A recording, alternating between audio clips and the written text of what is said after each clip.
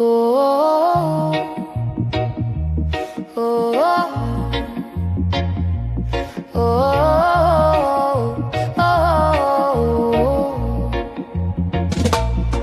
Edges lay, hoop swing, lip gloss and a laugh. I walking like Sunday, but I've been through some wrath. They see soft, see sweet, figure I'm easy to bend. They don't see me in the mirror trying to hold my own head. Don't let my smile fool you.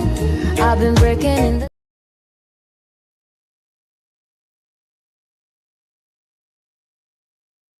The only way you counteract institutional racism is to build power inside your community to counteract it. You cannot counteract it through individual approaches. That means that the knowledge that you acquire here, you must bring back to the black community to benefit that community instead of going to work for IBM, General Motors, or Gulf Oil, or some corporation like that that does not begin to benefit black people, only benefits you and this country, because it helps to perpetuate the lies about a democracy. So that's, I think, one of the major differences between black power and what they call integration. And it's so-called integration because if you knew anything about integration, you would know it's a two-way stream. It's a two-way stream. And I haven't seen any white people fighting to get into your schools from Georgia. I haven't seen any in Mississippi fighting to go. So what they're doing is draining from our communities the best that we have. Because you know, in order to go to their schools, we got to send the best representative we have. So they take the very best from our schools and send them over there to sit with their uncivilized children. Their parents throw bricks and bottles at us so we can walk through and sit next to them. Later for the white community, let them civilize themselves. We've got our own problems. That's what you're. In the city of Atlanta, we have advocated a political program in terms of independent politics. The population of this city is 40% black, adult. We can control this city. If black people had guts, we would come together and independently organize that force, that 40% force. And while white people were fighting between the Democrat and Republican Party, we would take over this city lock, stock, and barrel. That's black power. That's black power. You ought to recognize how this city lies. When, what's that big-headed fellow's name? Maddox.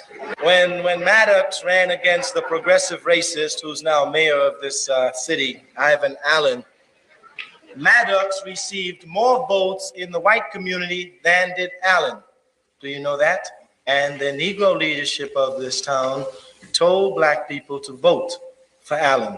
And it is our votes that put Allen into office. And you call this a progressive town where most of the white people voted for Maddox. And the very first thing that Allen did was to move us out from the Boulevard section and build $1 million stadium and didn't even worry to find houses for us. That's because we are not organized as an independent force to stop the abuses of power that is penetrated upon us. And if we're about to stop them, we must organize ourselves independently. I guess we can stop and go on for questions. McNamara says, How about you? All right, and if I can see some hands. It is precisely because Dr. Du Bois recognized the humanity of mankind that he gave up on this damn country. It is precisely because he recognized that. And if you are to read Dr. Du Bois' writings after 1904, and you could even start with The Soul of Black Folk, which is 1904, 1905, and 1906, his collective of essays, it shows clearly that he begins to deviate from that conception. He was the man who helped to start the NAACP with the Niagara Convention and left the NAACP over the same ideological questions. It is clear in my mind, it is crystal clear in my mind that what white America wants and her Negro allies is to make black people the moral conscience of this country, and they have no right to do it. This country is immoral. White people made it immoral. It is their job to clean it up. We have to worry about ourselves for a change. Mr. Carmichael doesn't strengthen his case or anybody else's by saying that he wants to become immoral like other people too, because they are immoral. No good, baby. I've said very clearly, it is not our job to make America moral, white America. We are to be concerned with us. That is not to say that one imitates onto the level of immorality. It is precisely in the concept of black power that you state black people stop imitating white society, but rather begin to create for themselves, because white society has nothing to offer us. Its entire society is based on what is anti-black, clearly. And that is the trick bag that black people have always followed by trying to imitate white America. That is not to say you stoop to her morality, you forget about her. I'd really like to ask two questions. First, I'd like to ask Reverend Williams, perhaps I misunderstood what you said. I think I heard you say that the new housing code has been drawn up to cause Negroes to live in one area. And I'd like, did you say anything about the housing code? No, I said nothing about a housing code. I said some 10 or more years ago, there was a sort of unwritten agreement with certain people in this town that Negroes would live in the West Side. Oh, okay. And I wanted to ask you also, I thought you said that poverty remains because we lack the will to do something about it. And if you did make that statement, I'd like to ask you to explain this will. What I said was that this nation is rich enough, it has sufficient technological understanding and know-how to eliminate and to alleviate poverty. The only reason poverty remains with us is that the nation lacks the will, power to go ahead and do something about it. And all I mean by will, it wants to do it. And I want to comment about your last questions. I think that Dr. Williams is naively incorrect about his assumptions about poverty. Poverty is well calculated in this country. That is why it exists. This is the richest country in the world. If they wanted to get rid of it, they would. They would. There's a difference between will and calculated, because my next statement is the calculators of poverty run this country. That's the difference. That's the difference. You've got to understand that. That means the people who are rich continue to run this country, and they're not going to turn it over to poor people. There's a difference between will. No, will implies that they really want to, but you know, they're sort of nice guys, but they don't have the umption to do it, see? And calculated means that you have it planned that people stay poor, and that the people who run the country have it planned that way. There's a big difference. Now, I say that is precisely the teachings that America teaches black people. And that for us to begin to have a new concept of ourselves, we must negate all of the teachings that white America has taught about black people. That is number one. You then say, number two, that you move within your own group to organize yourself independently first, and then decide what is it your group wants. Then you can move on. In the Student Nonviolent Coordinating Committee, we feel that the third world is going to be important to relationships around this world, because we don't bite our tongue. We say the United States is the aggressor in Vietnam, and will not only be the aggressor in Vietnam, but will be the aggressor in San Domingo, the Dominican Republic, South Africa, Ghana, wherever they go. They exploit, rape, and plunder non-white people. Therefore, it is to our advantage to understand outside of the world the relationship then of the non-white world to us, since our philosophy and ideology cannot come from the white world. Our very introduction to this country was that of slavery. We were brought here not for our benefit, for the benefit of white people. The overall economic program of this country in the last 20 years has widened the gap between black people and white people. That means that the overall economic program of this country does not benefit black people. And you can go right on down the line. It just shows that wherever this country has gone, it's moved against us, against us. The war in Vietnam is against us. McNamara says he's going to draft. It is clear to me that he's putting them on the front lines, and that we have to understand the very people who, you know who Spelman was named after, don't you? Well, you know what I think about him, don't you? Well, Rockefeller is the cat who gives a lot of money to this college. You call him a philanthropist. He ain't nothing but a thief. He steals money from South Africa. The Rockefeller Empire controls the Chase Manhattan Bank, which controls the economy of South Africa. And the money that he steals from black people in South Africa, he gives to you, so you can keep your mouth shut. Du Bois said that. I want to ask Mr. Carmichael a question. He is a very gifted young man at innuendo. He is a very... One of my problems is that our so-called Negro leaders have never taught nonviolence among us, where it belongs, where it should start. we should begin to learn nonviolence among us. But certainly, Dr. Williams, I do not think you can deny the fact that while most students, especially girls, wear their Nat and Nola cream to look light and bright, it certainly has some psychological effect upon them, that whenever your colleges pick homecoming queens, they're always light, bright, and you certainly could not deny the fact that a beautiful woman in this country is someone who has got a thin nose, thin lips, stringy hair, and is white. You certainly cannot deny that. So the opposite of that, which is us, broad nose, thick lips, black with nappy hair, is ugly. And that what you have to do then is to begin to say that white people set the criteria for beauty for the white race. We will define the criteria for beauty for the black race. All right. After having said a definition where black people are not ashamed of themselves, then they can begin to come together. That's what white folk don't want. Dig it? Now, you have them come together as a unified force. You're absolutely wrong in your thinking if you think a majority ever rules a country. It is a unified minority. Everybody knows that. And if in Atlanta, Georgia, you got 40% of the people united, you have the largest minority united. The black people in this country represent the largest minority. That's what the real trouble is. We control 100 congressional districts in this country outright by our numbers, and we produce it like rabbits every day. So that it is crystal clear that by sheer number you have a unified minority. You can control effectively all sorts of political decisions that affect your people as a need, so that you can certainly move then politically. Once you control the politics of your community, you can begin to control the economics. Oh, one other thing is that Dr. Williams just tried to imply, like most white folk do, that, you know, them kids in SNCC, they just yell black power, ain't got no sense. So I just want to read to you some stuff that you don't even read. This comes from what is entitled the 20 largest stockholders records in member banks of the Federal Reserve System, House of Representatives, Subcommittee on Domestic Finance, Committee on Banking and Currency, Washington, 1964, page. What? Do you? I'm sure you wouldn't I want to ask. Do you teach nonviolence? No.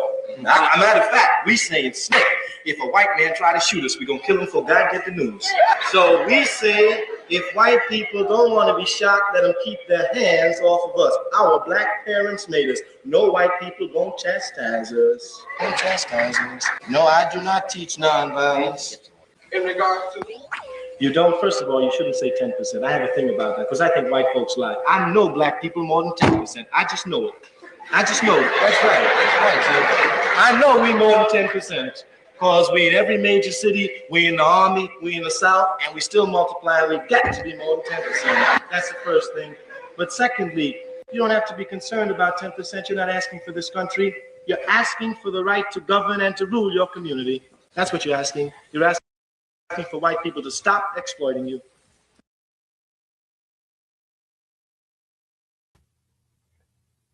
And that, folks, is how you do a 20-minute intro. No, it was only 10 minutes this time. Hold on. Uno momento. I know y'all been waiting. Hold on. And you might have wondered, hey, what does that have to do with anything? That it has everything to do with what we're talking about. Absolutely. Welcome to the show. You know why we're here. I gotta get the media assets. There we go. Welcome to the show.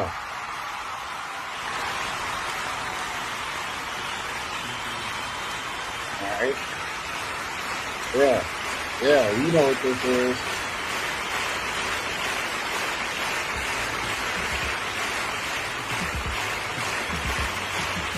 Yeah.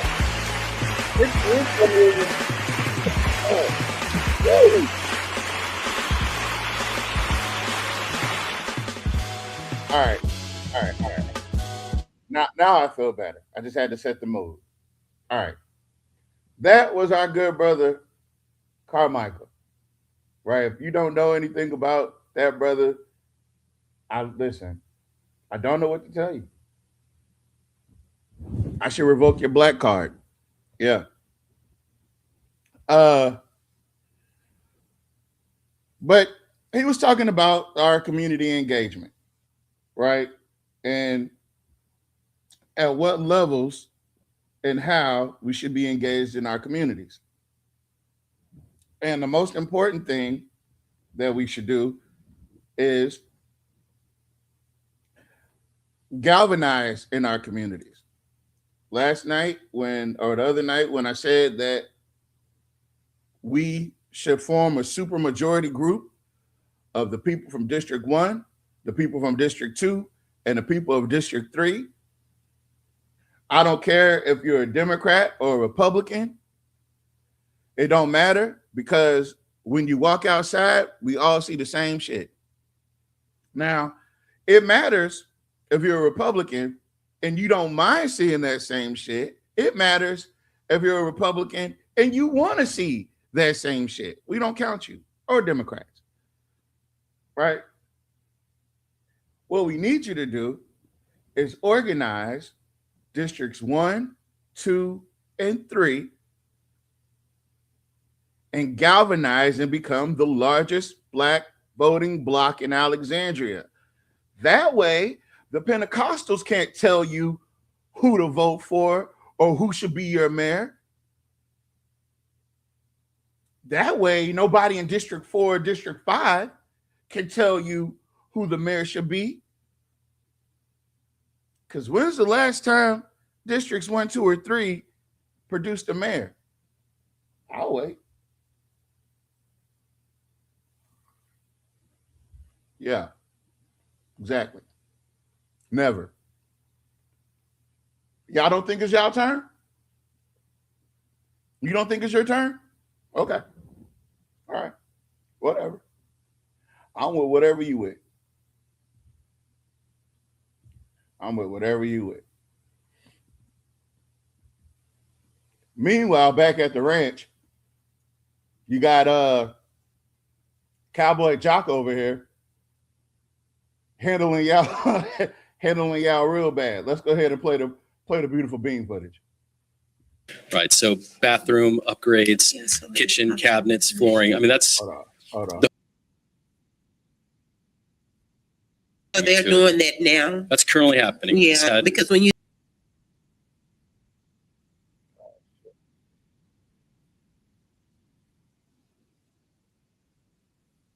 get it together now. 800, yeah, and I see 3,000. Right I mean, I passed by in that morning, passed by that afternoon, the whole house was gutted out. I did see that. I saw it.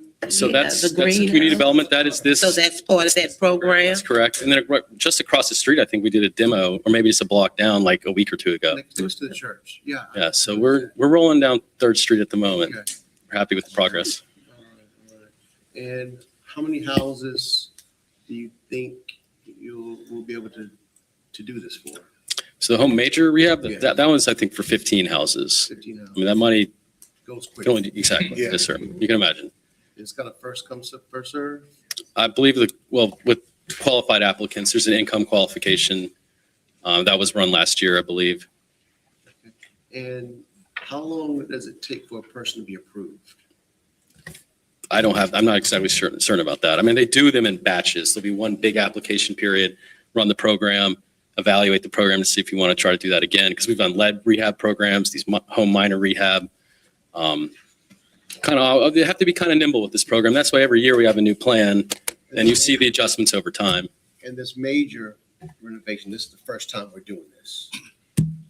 I'm not certain of that, to be honest. I don't believe it's the very first time, but we have been doing a lot of minor rehabs So years ago. and also putting money into rental developments. So, Mr. Smith, can I just ask you this? So remember that whole thing I read to y'all about HUD Section 3 last night? Well, those activities have been taking place. You just haven't been included. You just haven't been included.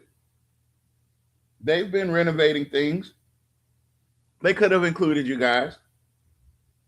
They could have said, hey, we need some apprentices, electricians, people willing to learn, people that want to get paid, that work hard. They could have included you. They just didn't.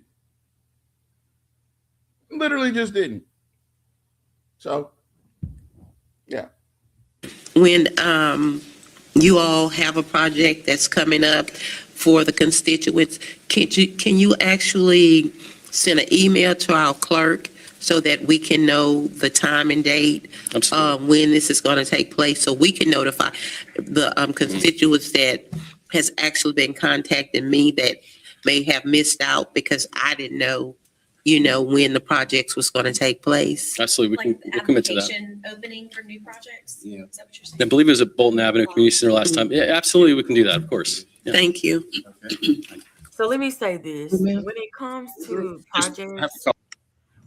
to projects that the community development department has, they're on the 3rd floor, y'all, the utility building downtown on Murray Street, right? So what they do is, this is their process when they want to do lead, or if they want to do windows or roof. They do those things. Like, it's not often that they do it. They do it ever so often, and they have an application process. And the question was it first come, first serve? And yes, it is.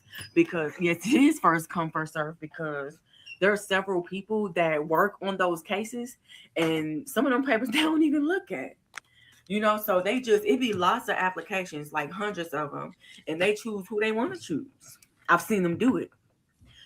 So the things that she's asking, they've been doing these things in the community development department. This lets you know that you don't know all the services that the city of Alexandria offers. Because if people have been hitting you up about roofing, all you had to do was contact the community development department if you knew what they do, right? And you could get it that way, because she's asking for him to send her the information on it. But the information, you know that you've been on the council though all this time and you don't know this. Y'all have to know if your constituent, that's what she said, if your constituent comes to you and they have a certain issue, trash, whatever the case may be, the city of Alexandria offers those services. All you got to do is go to the website.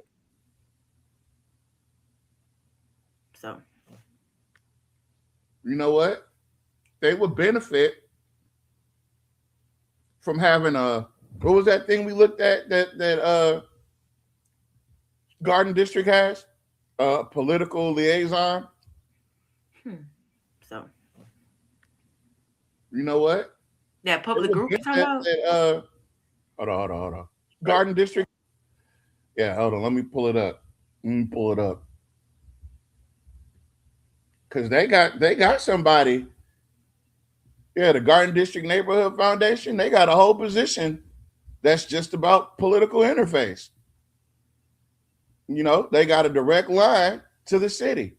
And they ask questions that were in the info packet.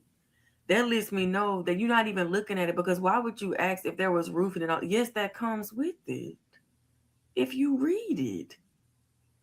It also tells you how many homes they plan on using the funds for a home buyer. And it's supposed to be 10 to 15. But again, they save over $500,000 saying that, oh, we have this amount of money because it can roll over, right? It's not like the city's budget where if you don't use it, you lose it. But that lets me know, okay, so you're saying that you want to stack up the money, right? For different things, but like I want to see who y'all approve, how many people y'all approve. Like, they need an audit on that. Because this report that they send in yearly is just a copy and paste, and they just update the numbers. Yep. If y'all was organized like them, you got a city government and business affair liaison.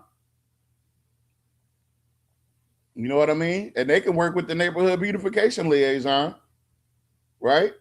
And they can get together, you know what I'm saying? If you had all these places, all these people in places, I'm telling you, we're thinking about it, we're talking about it, we're saying it, but districts 1, 2, and 3, y'all need to form a super majority voting block.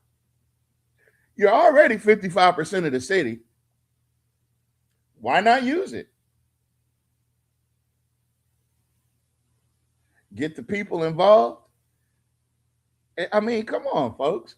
Yeah, That's easy. this is quite nice. They have a youth and education committee. Like city government and business affairs. That would mean to me, that means somebody from the neighborhood group got to be at the meetings, you know, some of the meetings to let everybody know what's going on. This is actually a really good idea. It's a great idea. Every neighborhood should have this. And it's a little diverse, you know, it got different ages in it. So hold on. It's pretty good. Let me show y'all again, because we're using examples, right? He's the beautification guy who said he wants to keep it historically accurate, minus the black nannies and house tenders, of course. Right? So your director of youth education serves as a liaison to schools and the youth program. Oh, come on. Really? Mm-hmm. Director of City Government and Business Affairs. You see what I'm saying? Mm-hmm. That's how you do it. Are they active though? Oh yeah. Okay, oh yeah. so They're just not there. They're just not posting online. But they're definitely active. They didn't do all this for nothing. That's pretty cool. Communicate with ABD, fire, and that's pretty damn good. I forgot you live in District 4. Yeah, this is 2 though, right? It's the Garden District. Garden District, but you know, Garden District kind of big. I feel like 2. I think it's no. They erased all that. See, I'm confused right now. We don't even know which map we going off of. The Garden District is 4. Yeah, you're right. We don't know what map we're going off of. You won't know what map we're going off of. Gerrymandered back in the District 4. They didn't want to split it up. Oh, because ain't her house in Garden District? Yes. Gotcha. Yeah. This nice. Look, I like to see. They ain't gonna want me in there. Look. I mean, you were already in there. And I'm not in the group. I am not in the Garden District group. Oh. Okay. Well, it's pretty damn good though. Yeah, it's pretty smart. There's one has his neighborhood group. I remember there used to be meetings at a church. Hold on. I'm gonna put the comment on the screen real quick. Does one have a neighborhood group? I remember there used to be meetings at a church.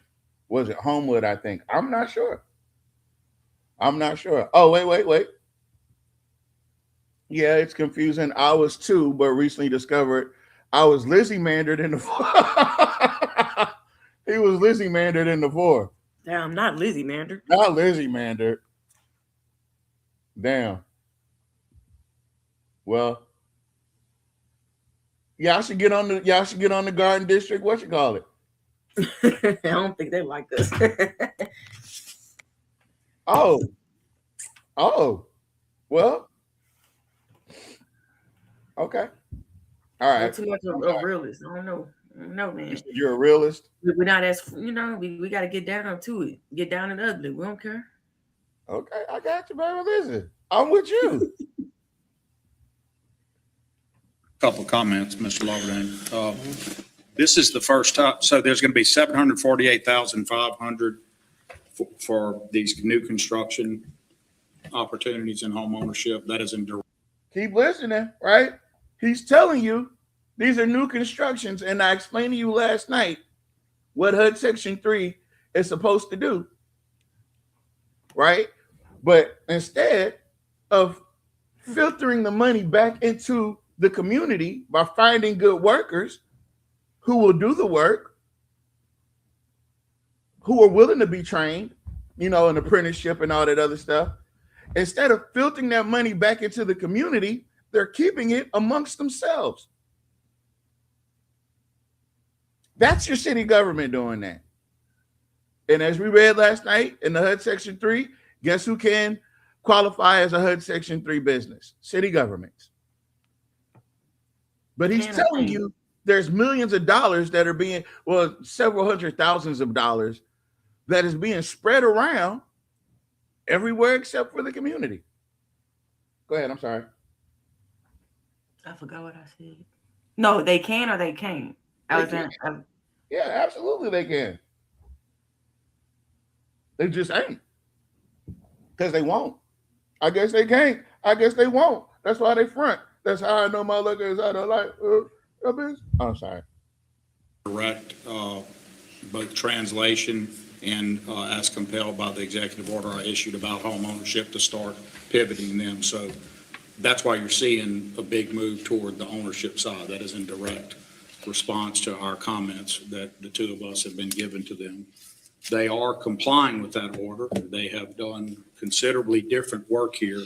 I didn't quite catch it. I heard that there was some discussion about use of terms. We don't use the term slum. I think I've given one speech in my life where I've commented about the use of that term as being an inappropriate term, that it's sort of been left to history to not be used. I would point out that I don't know that there's comment. I'm assuming there's some public comment about it. Now, come on, man. Why does that man consistently play in our face? I was sitting there looking right at him. We made eye contact. Because I was waiting to say I said it. Shit. You should have. He shimmied his behind right downstairs after when I was talking to Daniel, since Shirley Brandon didn't want to come with her big lazy ass. So I talked to Daniel. He's the up, planning director, and she's the community services director. She sent the form to Daniel. The term was, they referred to our neighborhoods where Black people live as slum and blighted areas. And they wrote that in their HUD report for the 2026-2027. Now, yesterday we talked about how he sat up there and lied and said, well, you know, it was the last administration that started using it. We just never changed it. We just didn't want to change it. It was like, yeah, whatever. When we gonna stop blaming other people, you know? This is, you know what? Like, you ain't been in office 16 years. This is the same thing as Trump blaming Biden for everything. And Obama. We just won't leave him alone. That man is not in office no more. Right. You in office. You in office. A new consultant came on in the previous administration, not mine, and that new consultant, it's my understanding, adopted those terms. I had long ago. So let me make 2 points. One, the terms are legal terms. They're actually. You know what? So here's the problem, right? For those of you that can't read a room. The problem is Jock has they use that term. What you did when you exposed them the usage of that term, and he saw the backlash of it, because they're not culturally sensitive, because they've never considered Black folks anything other than ratepayers. They didn't know how upsetting it actually was. They didn't know if we were, just blowing smoke, or were we actually upset? And a lot of those people were actually literally upset, right? Yeah, they were. They definitely were. But rightfully so. They were so mad they had a meeting the next day. But also the next day after that, nobody showed up to this meeting. So I'm gonna just leave that at that. You can't complain when, I don't even want it. Well, first off, it's a legal term. Is it illegal? Yeah, they kept saying it's a federal term, see, and that's and it doesn't matter whether it is or not, because it's still because you got to remember, like I said, if you know the history of the federal government and Black people, for Black people, these terms are comfortable for them to use. They don't see it as being offensive because, again, it doesn't affect them. So it's easy. That's just like using the N-word, right? That's just like using a minority as a word. Minority is really offensive. We take it as, we've labeled everything whenever it comes to us, minority. Wasn't the word, Miss Jackson. It was the slum. They said slum / blight. Like, we know what blight is. But slum, what? Look, slum.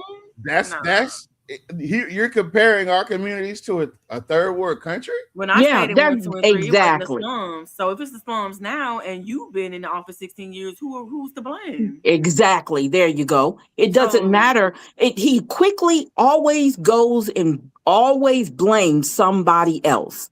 Well, he's talking about definitions, right? yeah. So the UN definition is the United Nations defines a household as a slum if it lacks at least one of these durable housing, sufficient living space, secure land tenure, safe drinking water, or adequate sanitation.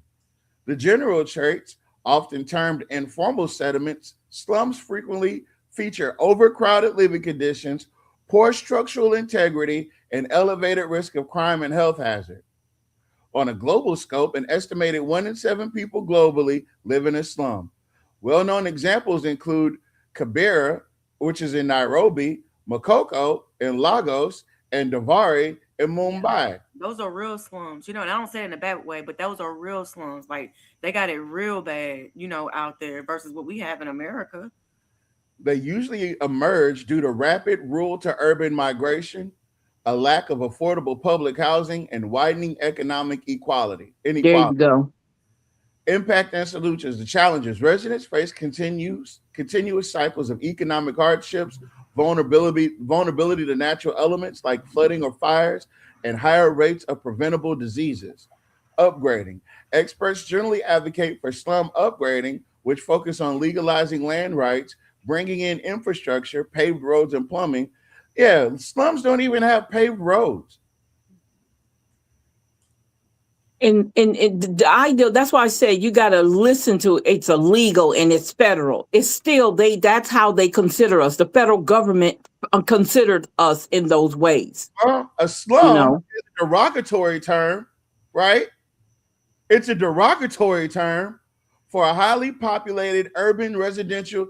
That's why they felt so moved and compelled to come down. Yes, exactly. Don't get it twisted. They know what they're doing. They know exactly what they're saying too. But slums do have brown water. Yes, they do. They do. What's another word for slum? Depending on the context you're trying to convey, a neighborhood district. Ghettos. Oh, the ghetto, not the ghetto. The ghettos. Like, not the word ghetto, but the ghettos. Because they use that word in Jamaica. Let's see. Descriptive phrases. Blighted area, neighborhoods. You see that word, dump? Yeah, a dump, a tenement. Yeah. Blighted area, poverty-stricken neighborhood. Right? And you know what else? Because I'm glad we're taking this look at this, right? Because there's multiple reasons. The reason why we think Jock Nim jumped on this to try to put that fire out, it's varied across the board, right? It could be for the sake of trying to save face during this campaign season. It could be. It could also be the fact that it caught so much attention because they were going to continue. They've been using it. It was on last year one and the year before that and the year before that and the year before that and the year before that and the year before that and the year before that. Because we're now at the end of his tenure, this 4 years, and allegedly he's saying Jeff Hall was using it. So they were using this damn near 10 years ago. I guess old habits die hard. Okay, hold on. Let me get to the comments. Let me see. Okay, hold on. Blight is blight, period, right? Slum, oh, I get it. Yeah, like the area on Enterprise, but yet contract to build houses by D.R. Horton, but nothing being done with the abandoned buildings in this area. They're going to burn down. The slum is created by leadership. Well, they live in the slums because they have brown water. This is true. But no, wait a minute. They don't have brown water. I still find it either they built those homes on Enterprise. It's probably because the land was cheap, or it was a good old boy deal where somebody sold the land to the city and the city just had to do something with it. You know, you see, they said they had to spend the money. They had to spend the money. But again, what economic opportunities is the city creating for the black people? None.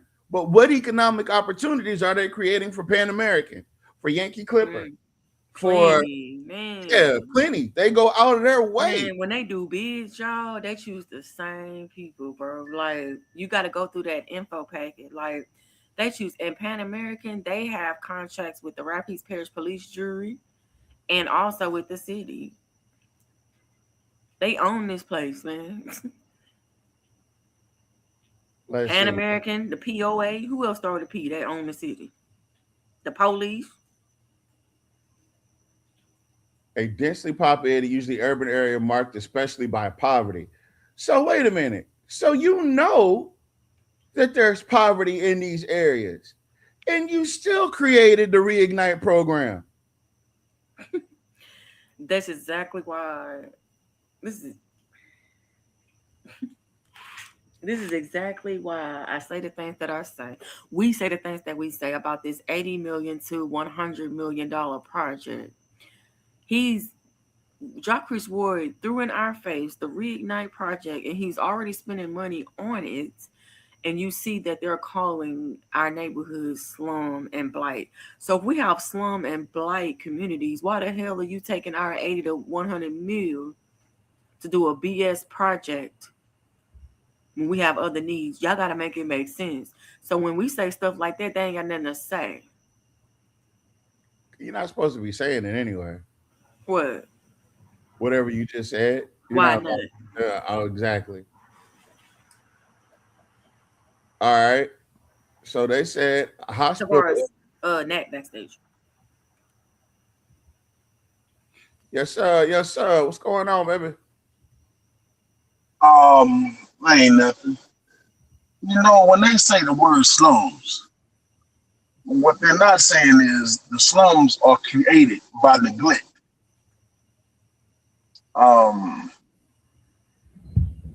You know, when you look at the ditches, brown water, the flooding issues, that's neglect.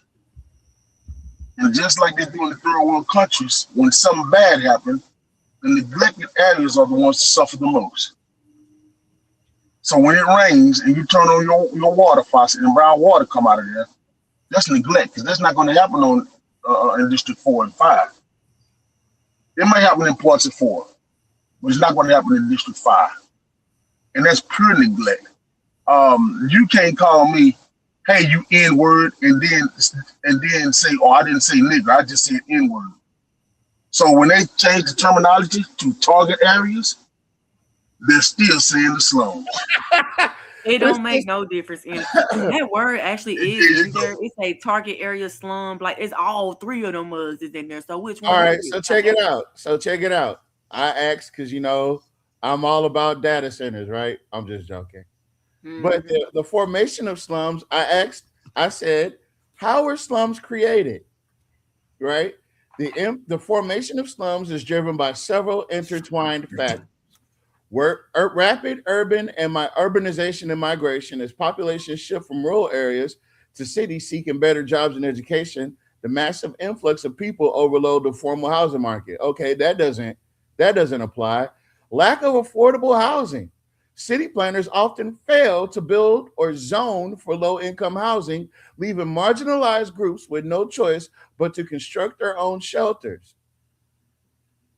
So, well, wait a minute, Tavares. You remember Mr. Porter tried to make it what they had affordable homes that they can buy.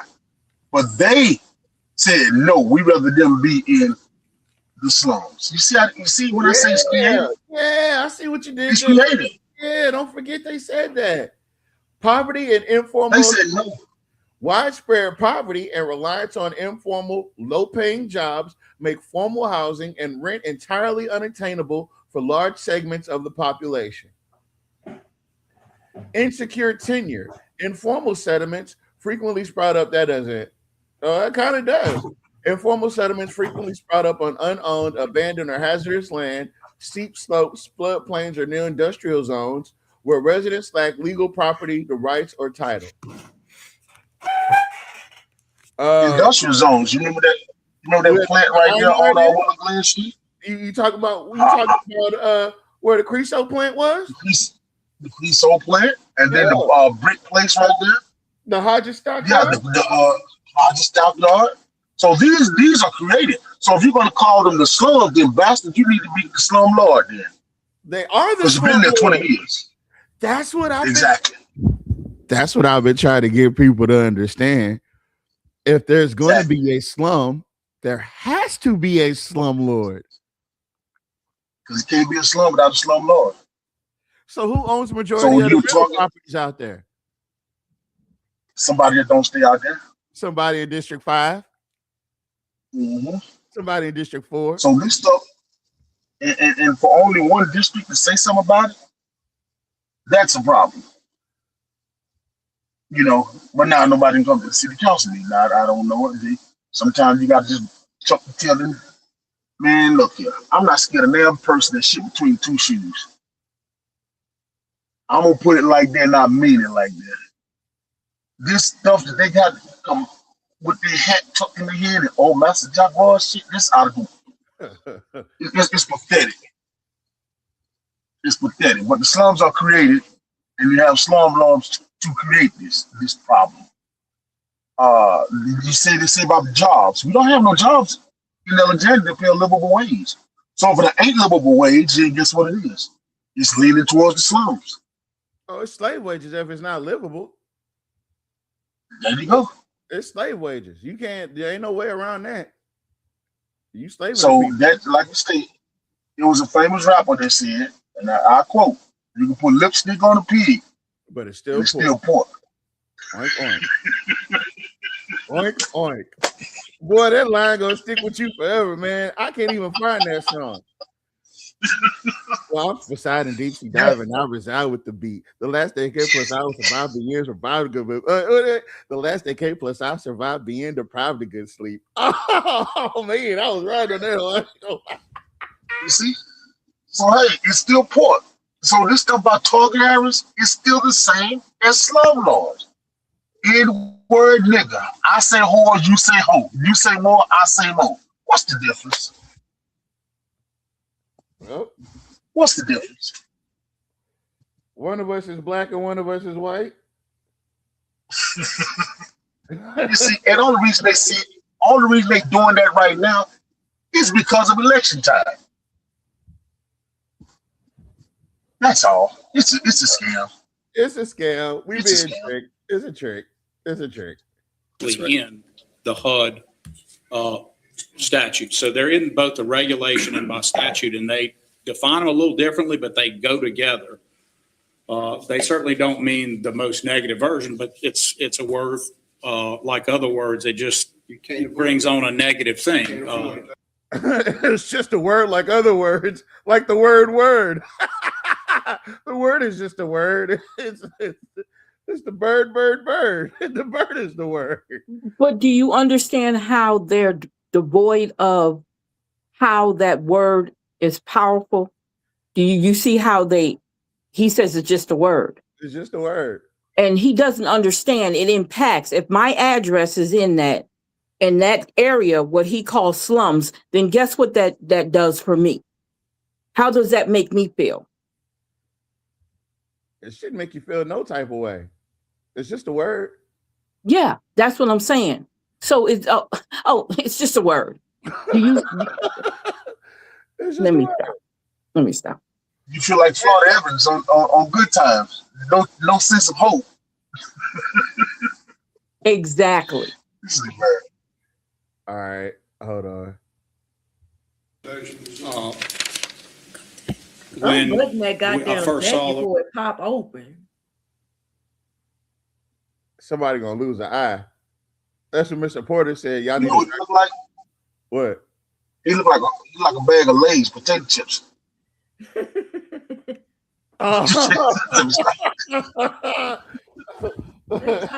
Easter suit on. I think he's going through a crisis. I think he's going through a crisis, y'all. Because I don't think he. Well, we've been going through a crisis for 6 We all going through a crisis. The hell? I'm not trying to be sympathetic toward the man. I'm just saying. I was just saying. That yellow jacket is that's messed it's up. old now. I don't know what. Why you put it? Stop. You being messy. Oh no, we live in the slums. Remember, it's just a word. It's just a picture. Just put his face with a Lay's logo. Oh, come on now. You got the diabolical laugh now? It came so natural. You got Daniel looking better than he do. His suit fit. It ain't wrinkled. They need to switch jackets. They need. And y'all, to make it so bad, y'all, why did this one word make them act so? We got them out of character. They had to just really fight. And just one word. She shook up the whole city council meeting with this one word. Because and you know what? Cynthia Perry didn't even say, "Hey, look, you don't need to call them people that." Yeah, didn't open up her mouth. Didn't say. None of them did. Actually, to be honest with you, none of them did. Nobody did. Yeah, well, Malcolm told her, you know. Because words what did they say? Words are spells.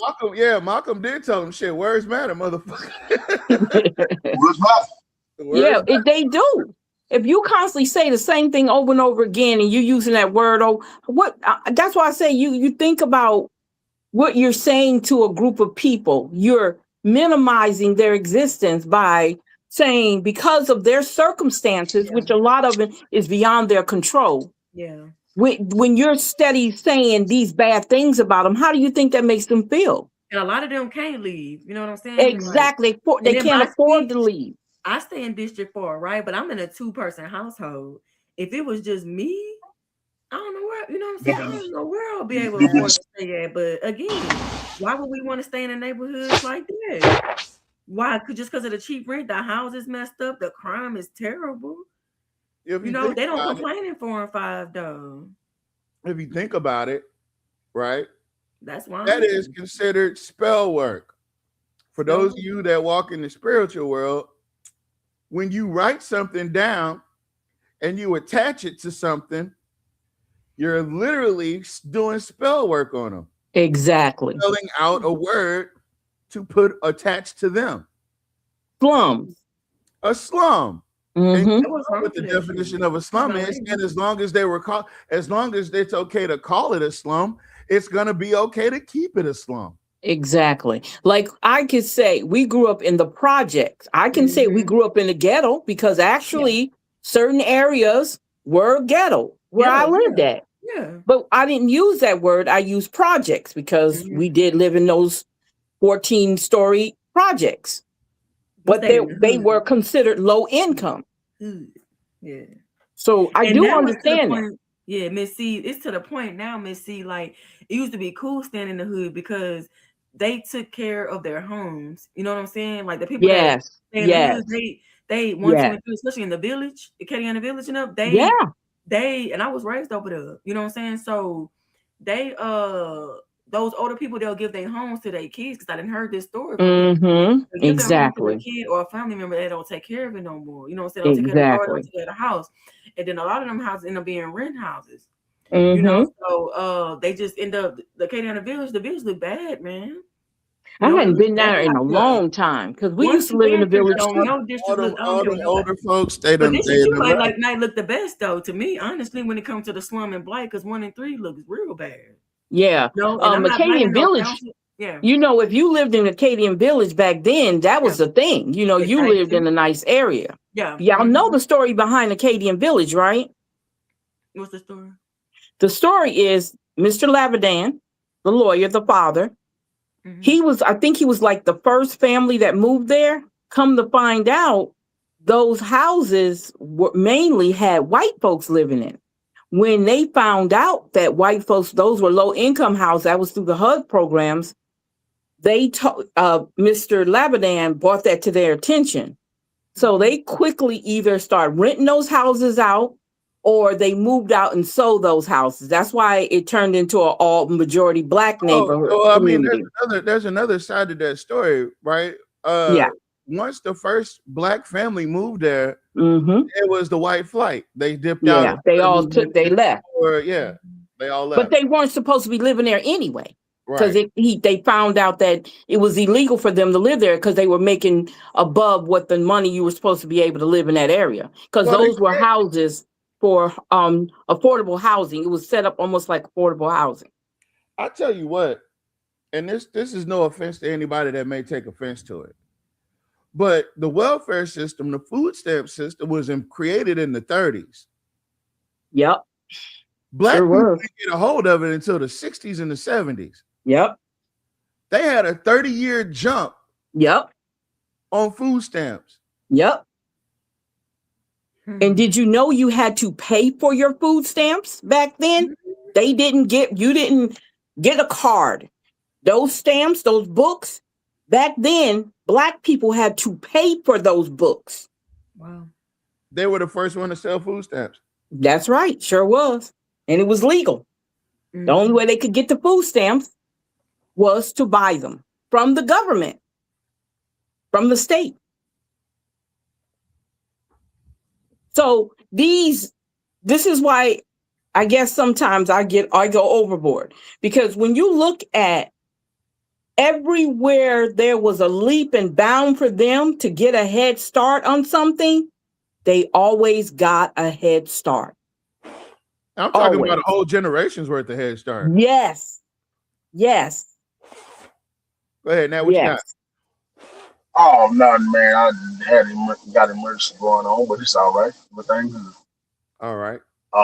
But this slum stuff right here, for one little young lady to stir up a city council meeting from a word, that should tell the black people how powerful that word is. Because if it didn't matter, they wouldn't come down. Now, mind you, Josh Yeah, didn't they even wanna come change down. it. He didn't come down for the whole meeting.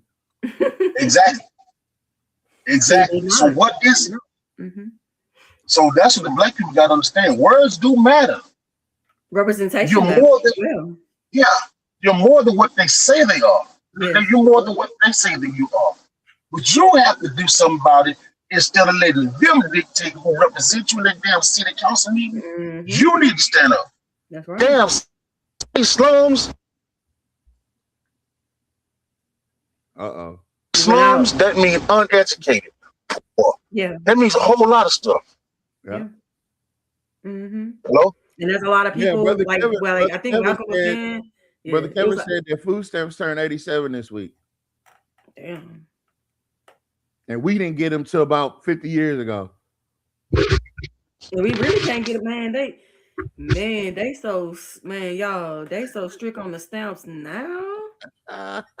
My people got to renew their stuff every 6 months now. You know what I'm saying? Like they are so strict on the stamps, like it's their money, like it's not our money. But see, the problem is with that is they're trying to slowly but surely do away with it. That's what they don't want us to have access to food. Yeah. If you're setting up You see what Governor Landry did with how the hell you gonna tell people not to get drinks and candy for? That's their goddamn business. What they get with their stamps. Yeah, well, they're doing it now. And we allowed them. We sat back and allowed them to do it with our money. That's our money, regardless of what people say, it's our money. Yeah. So we're paying for our money double, actually. Yeah. If you pay any type of taxes, any type of state taxes, any type of taxes in the state that you live in, and they have food stamps, guaranteed you're paying for it. Now, what they don't tell you is how much is food stamps? There he go.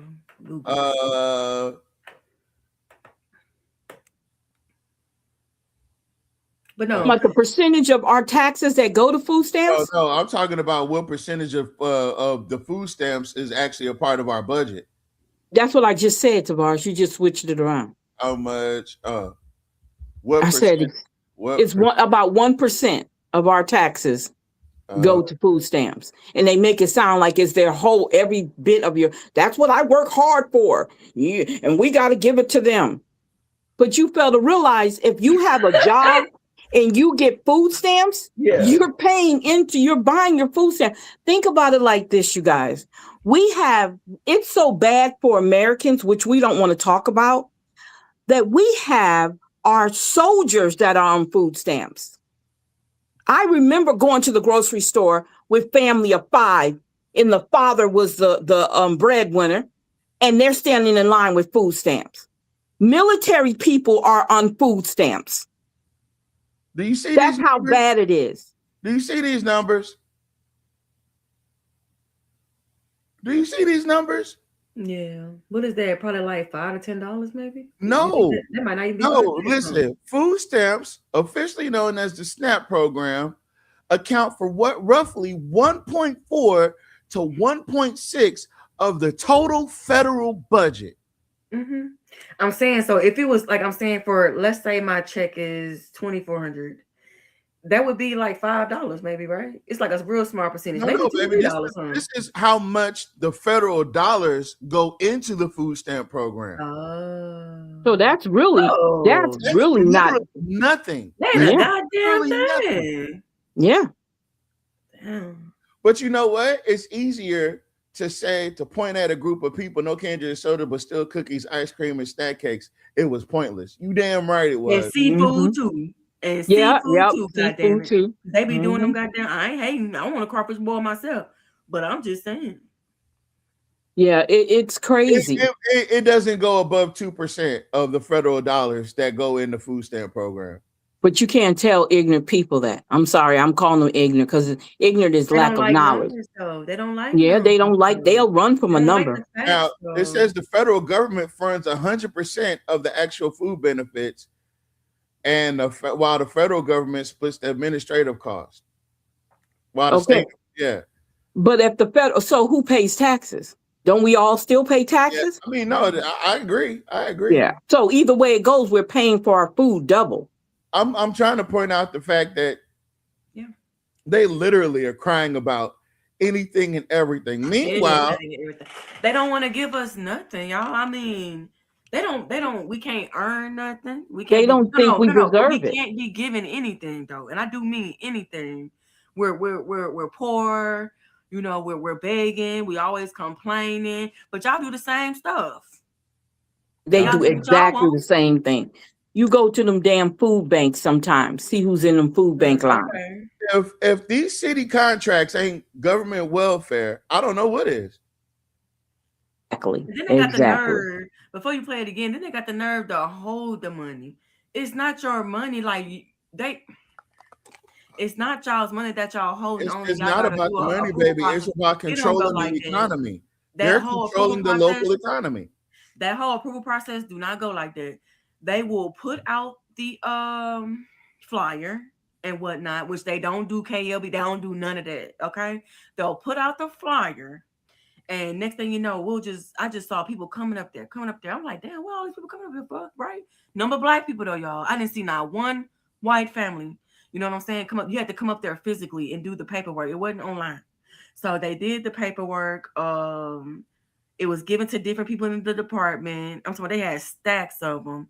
And when I saw the person come again, that's when I knew they got approved, you know, or whatever. But that document has the qualifications, you know, all of those things. But again, they're holding that money like it's theirs when you're supposed to be giving it out. Hold on. I'm trying to find when Reddix went up there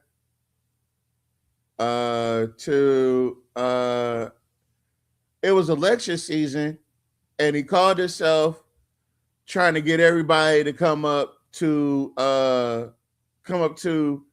the Bolton Community Center so that they could fill out the paperwork for the whatchamacallit. And I'm struggling to find it because it's back there. It's way in the cut. But just keep that in mind. Damn, hold on. You know what? Miss Battles was correct. You were correct, Miss Battles. Hold on. Where did she put it at?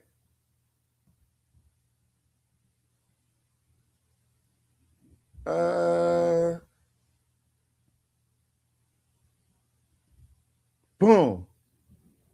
Nailed it. I don't think that now this post is 4 years ago. So I'm not saying that they're still doing it. But who is that? Huh? Who is that? Neighborhood watch meeting in District 1. And it was at Homewood. Miss Battles was correct. Yeah, but who posted this? That was Reddix. Of course it was Reddix. Oh, that was when Reddix was on office. Okay. Yeah, that was there. Of course it was him trying to. Started off strong, ended up weak. You never started out strong. to me, you know, I was blinded. I thought he was doing a good. I'm talking about that first before he started voting on stuff. Hold on, let me see what he said. Utilities. First it was COVID. Now it's utilities.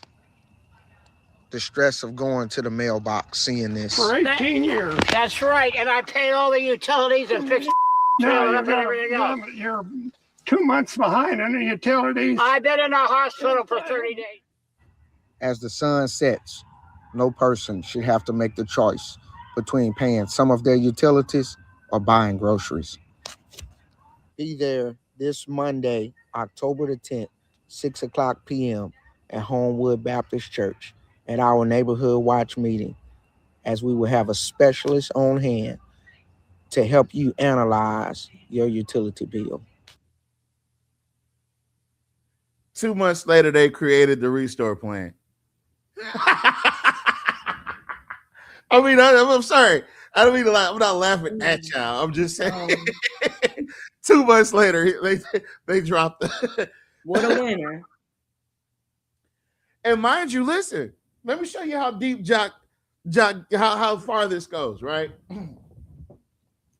Mind you, when you're looking at the dates, listen, when you're looking at the dates, Jock did not take office until okay, fuck that. The election wasn't until November. The election wasn't until November. This is October. Jock had already got in the Reddix's ear about this. The Restore, it was a scam. And the only reason I'm bringing all this up now is because I don't need you to forget. I don't want you to forget. You should never forget. Ever. They were setting you up back then. They were fattening the hog. And you came up there and he talking about some goddamn utility bill specialist. Who? What utility bill specialist? Oh, you mean somebody that Jock sent? Bro, please. I'm just telling you how diabolical he is and how he's willing to use anybody. He'll use anybody. That's why I don't want Gary and Cynthia to feel like they're special, because the second you won't plow that road, he's going to shoot you. He's going to take you in the back and shoot you. You got to pull that plow, champ. That's right.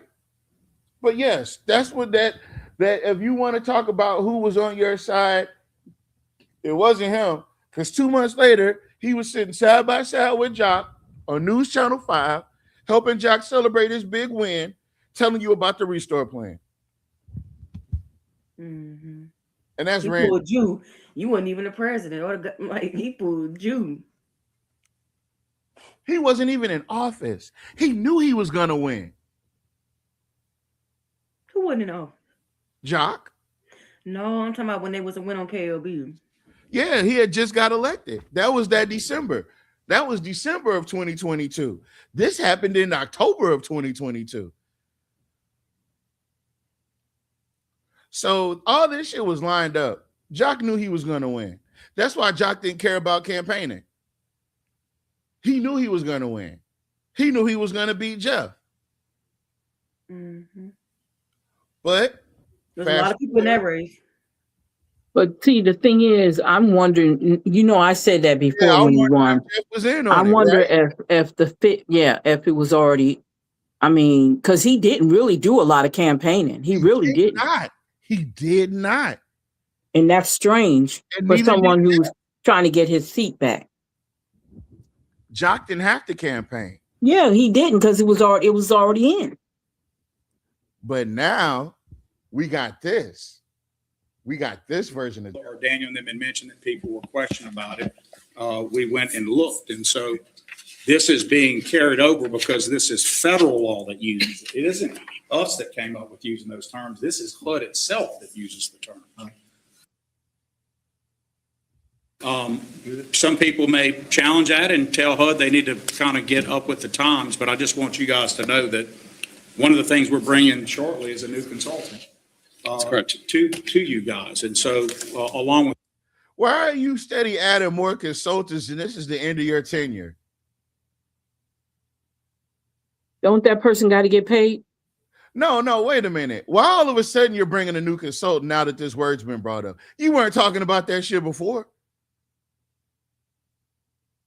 You weren't talking about hiring no new consultant before. And then on top of that, that's an empty promise because you don't even have to honor that. If you don't want to, it just sounded good. But he won't get another account for her. Yeah, well. With that and some other changes, I think that my administration have always used something like target areas. I don't know exactly, but not slum and blight. Well, Mayor, does HUD care of the terminology we use? So I think when you get into the definitional stuff, just on the lawyer side, Mr. Lawverdane, since you're one, I would say maybe. I wanted to throw my water bottle at the screen, but I just remembered that it was my screen, right? Because Jock has this thing. He absolutely hates that Malcolm can match wits with him. He absolutely detests the fact that Malcolm is a lawyer. You know why? Because in Malcolm, Jock sees his opposite. Because Malcolm, much like Jock, has a father that was a great lawyer. Malcolm, much like Jock, has a brother that was a lawyer. And not only just a brother that was a lawyer, that a brother that's a state rep as well. Because Chris Roy was. See, he's intimidated by him. He's intimidated by him. And Malcolm's demeanor would put off that he's not as aggressive as you may think he is. But when Malcolm has you cornered, there's nowhere to go. And you're going to end up saying something stupid, which is, that's genius to me. I don't care what nobody says. If you come across somebody that can literally make you tell on yourself, I don't have to do it. I don't have to do any work. I just ask the right questions. You tell on yourself. And that's what Jock's doing. He's telling on himself. Maybe you have to kind of get into some of their use, but I know we used target before and it was accepted. So I think we go back to what we want to use. As long as you're defining it as their definition suggests, I would think they won't get caught up on nomenclature that hard. If they do, it is what it is. It is what it is, but I just want folks to know that we're not only aware of it, we're aware of language, and this young man is super and hyper aware. This young man is super intellectual. You mean the guy that just spent the last 30 minutes umming and on that so bad that you had to come down and fix it? I'm saying, I don't know. I mean, he just got there, so I do understand if you don't know certain things, but Shirley should have brought her lazy ass there, and then she know it. She the one that produced the document. Maybe they knew that they were going to bring this up, and she didn't want to be a part of it. No, Well, for one thing, they got to keep him shining because they got to he got to push him Oh, forward because he's in a the new hire, spotlight. right? Yeah, he's a new hire. Yeah, yeah. Oh, okay. Okay, that tracks. Of language. He doesn't want me to say it, but he is. He's somebody who would bring that himself. What the fuck is he keep on looking over at? He looks over at everybody. It's like he's grabbing that energy that he's just trying to siphon off to get him out of something. So he's grabbing all over. And say, I don't like this language. So we'll use what we need to use, but we don't. We need you to understand. We weren't for it. Can I say something? Can I say something real quick? Okay, so you got a new job. Nobody's been training you. Okay. Nobody's giving you the up and up on what's going on. Jobs don't train these days, Miss Luda. Oh, see, I don't know because Yeah, jobs don't train these days. That's I trained and I had people train me. So I don't know. But yeah, the thing is I'm not making no excuses for him because my thing is you got a good position right now.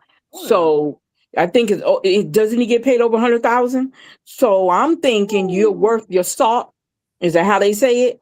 So that means you should have did some studying. Oh yeah, you should have been prepared. You should have been prepared. And even if that word exactly. So even if that word did not get everybody hung up, there shouldn't have been no problem with you standing up there explaining that. You see what I'm saying? Knowledge is very important, right? And the idea that you're new to the job, then that means, like you said, Shamir, he should have set his ass upstairs or sat in that seat and let her come down and handle this. Because to me, let me leave that alone. And then why Roy always got to save them? All the time he got to save them. Because it's a control thing. But you make them look worse though. And let me tell y'all this. When Daniel sat down, when Roy left, he looked towards Roy to see if it was his time to go too. Yeah, well, see, the thing is, everybody's working hard for their job because as Roy goes, so does he go. You right, Tavares. Yeah, whoever comes in there, they're not keeping them people. Yeah, they don't have to. They're not keeping them.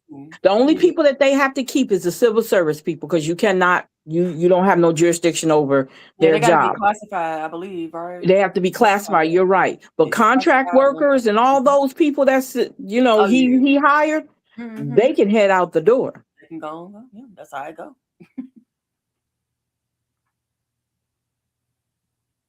Hold on. I'm going through these backlogs of bullshit, and I gotta tell you, we didn't even finish the video yet. We almost.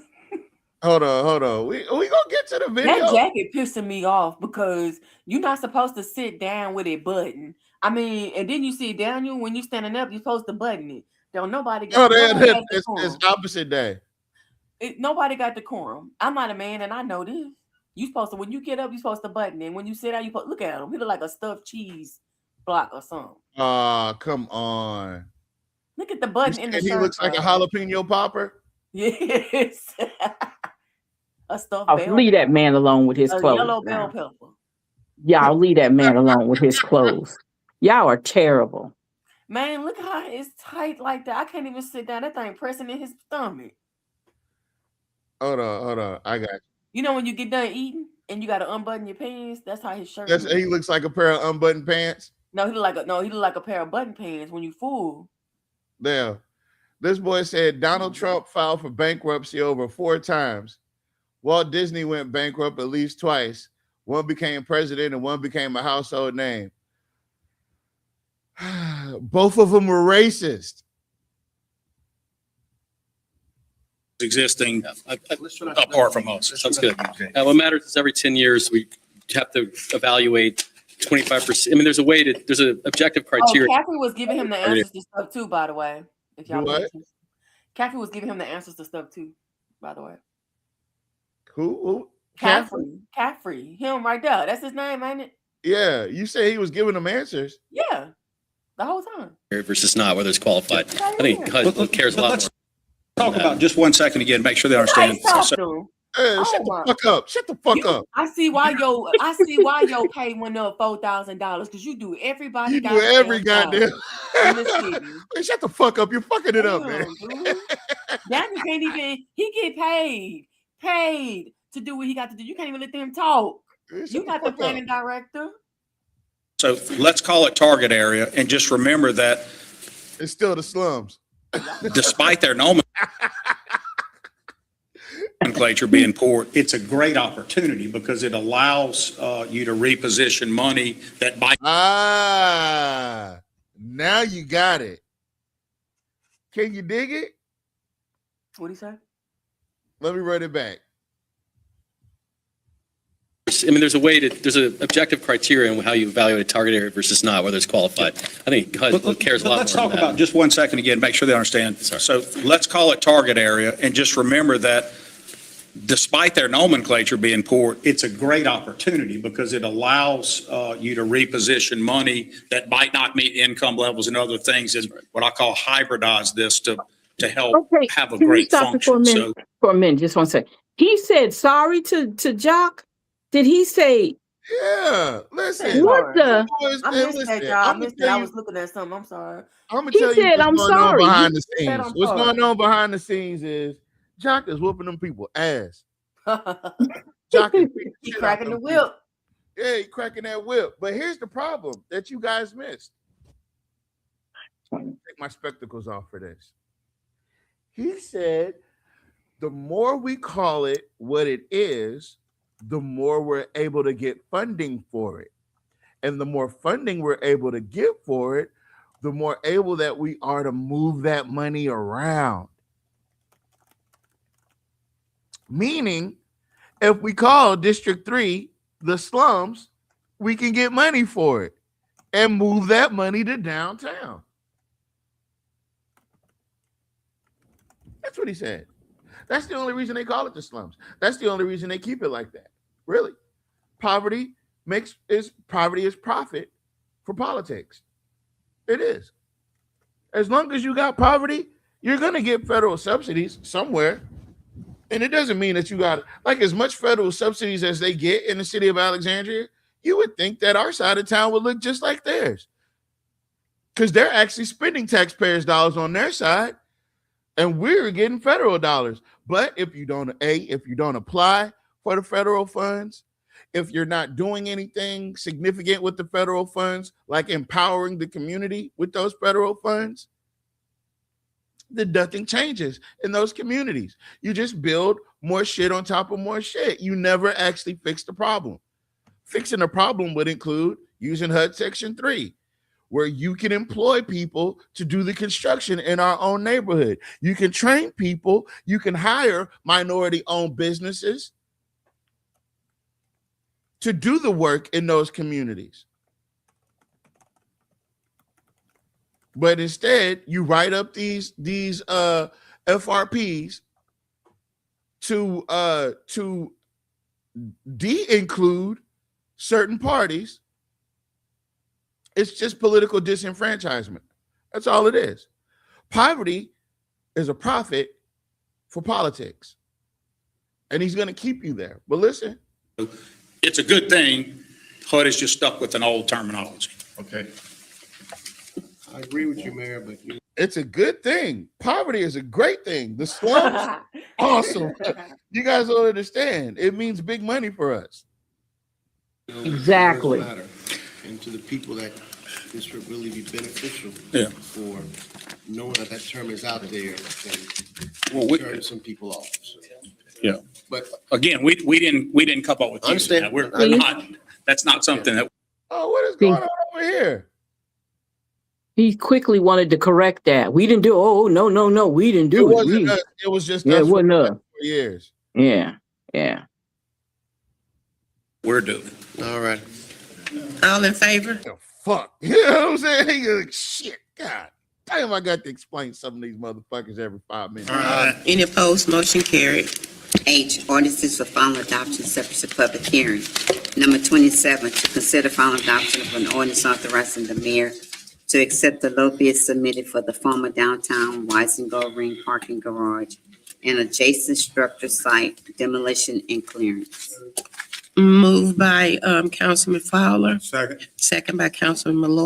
So, Weiss and Gold Ring, right? Moved by Councilman Fowler, seconded by Councilman Millard. If y'all ever pay attention, a lot of them things, the motions, it's just them two. Yeah, anything that's going to benefit them or anything connected to the mayor, yeah, they're going to always, you ever notice they're the ones who always do that.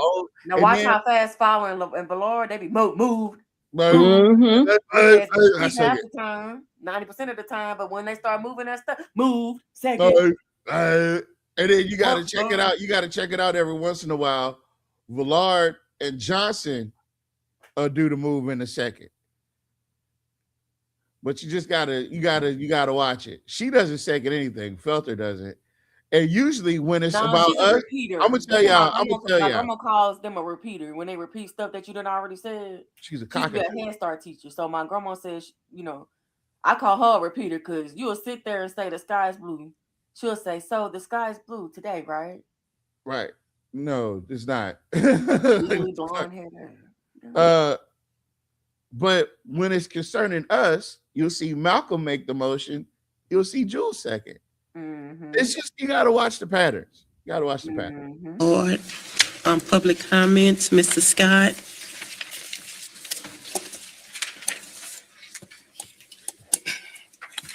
Good evening once again. He all black. Do you hear me? Did he mug somebody on the way up? I don't know. The old Weiss and Gold Ring building has been unused since 19. Now, I want you to listen, Brother Greg. I'm gonna give you your space, but I want y'all to pay attention to this motherfucking paper stacking ass motherfucker over here. This motherfucker shuffling these goddamn. What time is it? Can I curse that much? Oh, it's 10 o'clock. This motherfucking shuffling motherfucking papers the whole time he talking, and he's doing it right in front of the microphone. Doing it on purpose. On purpose. I would have walked up to him and slapped that shit out of his hand. 92. That's over 30 years of inactivity. He gonna turn it to the top and turn it to the side and then stack it again. This motherfucker is ill. I think that we should let Gator out of the contract so they can put the money towards other things. Because he's gonna clip it and then stack it again. Talking about somebody, I would have walked up to him and slapped that shit clean up out his hand. At some point, we have to be honest with ourselves. This building, she has fought the good fight. How are you gonna? Man, is it that serious, bro? Come on now.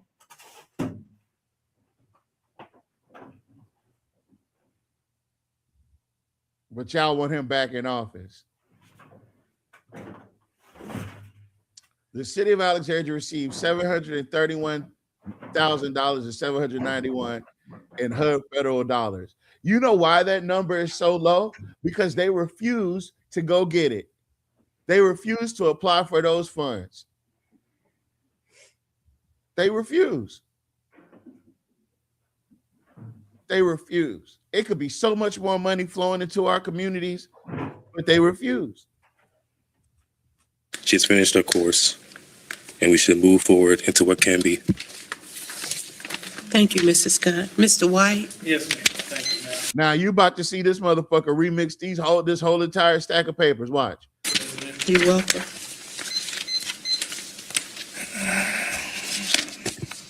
We've been talking about this Weiss and Gold Ring building and Gator and all like that. I just wish that the city, I know it was given to them, I guess, but they shouldn't be involved with this building. And I don't know exactly what the city council is going to rule, but I wish the mayor hadn't vetoed the stuff with Gator and the districts and everything. And I wish y'all could override it. Everything and then put his phone on top like he finna get ready to go. That don't make no damn sense, man. Oh, he is finna. Never mind. Why would you do all that stacking if you just gonna put your phone on top?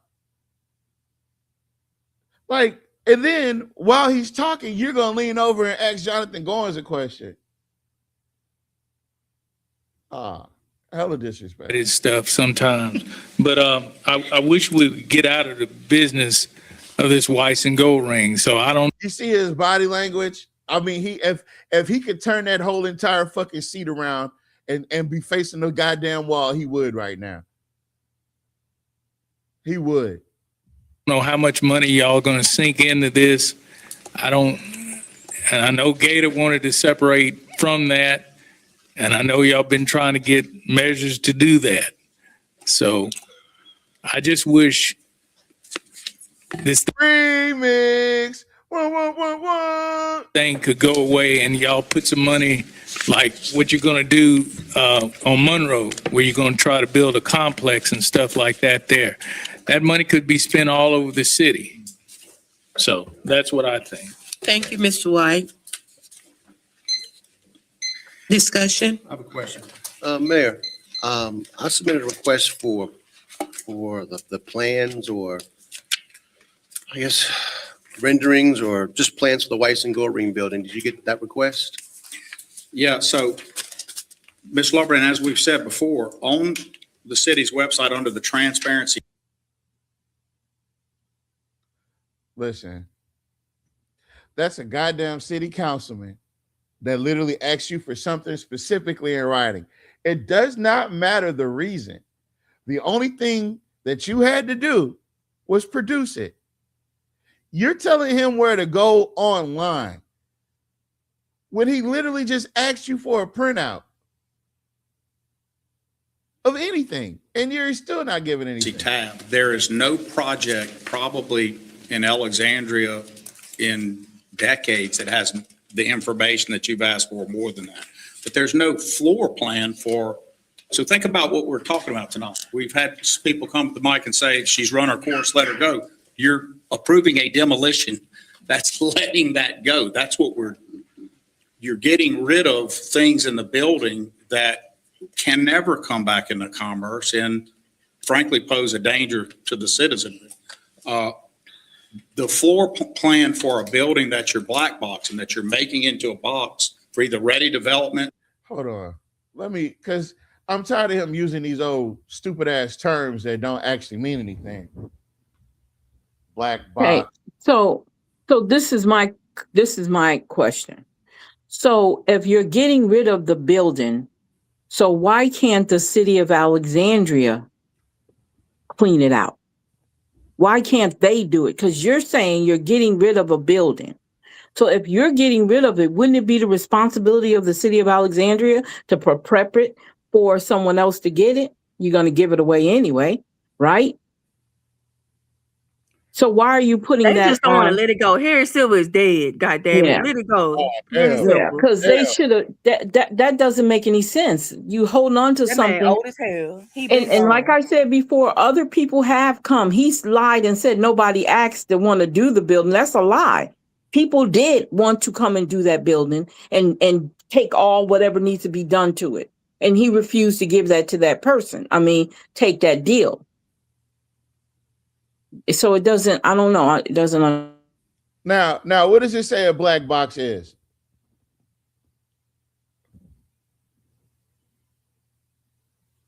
Anybody can read it. It's yours. You read it. You read it. Yeah, I ain't even. I'm sorry. Miss Lita, why he You think better he watch can your do it to mouth. make somebody Hey, read you something? better just read it. Read it. You know that's my biggest thing. Where y'all at? Just at the top. This is what is a black box in construction. In construction, a black box generally refers to a system, architectural style, or process where inputs and outputs are visible, but the internal mechanisms remain concealed. The term is used in several distinct contexts across the building and contracting industry. So he literally is just using a word that's just a word. It's just a And word. he act like Google don't exist. Yeah, the concept highlights the knowledge gap between project owners and the construction crews. Clients provide an input, budget, and basic floor plan and expect an output, the finished building, without fully understanding the internal management, risk assessment, or estimation methods used by the general contractor. Okay, so he's not producing anything. To prevent this black box of contractor management, Client project managers are increasingly adopting transparent, collaborative project delivery methods to track daily.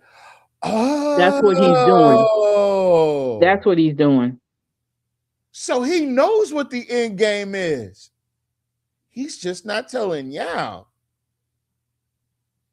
He just wants you to put the money in.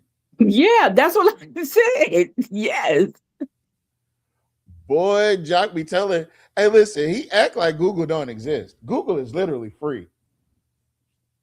It's actually, he doesn't think people are going to take time out and look certain things up. That he bets on that. He bets on that. It says it's a knowledge gap between the project owners and the construction crews.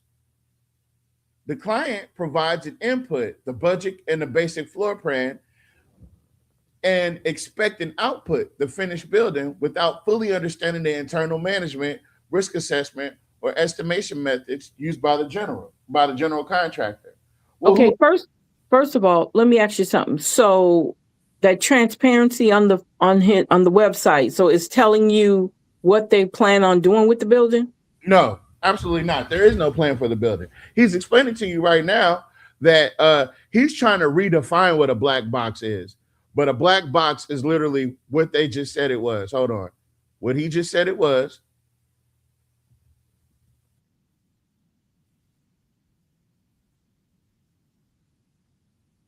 No floor plan for, so think about what we're talking about tonight. We've had people come to the mic and say, she's run her course, let her go. You're approving a demolition. That's letting that go. That's what you're getting rid of That's things. letting the parking garage and the adjacent structure go. That's not letting West and Gold Ring go. That can never come back into commerce and frankly pose a danger to the citizenry. The floor plan for a building that's your black box and that you're making into a box for either. Yeah, that's not the correct, what's the name? Right. Ready development or to give away or whatever you decide to do. You see?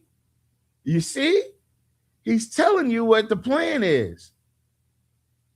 The concept highlights the knowledge gap between the project owners, which would be the city at this point, and the construction crews.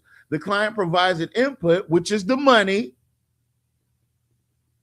right? You're the client.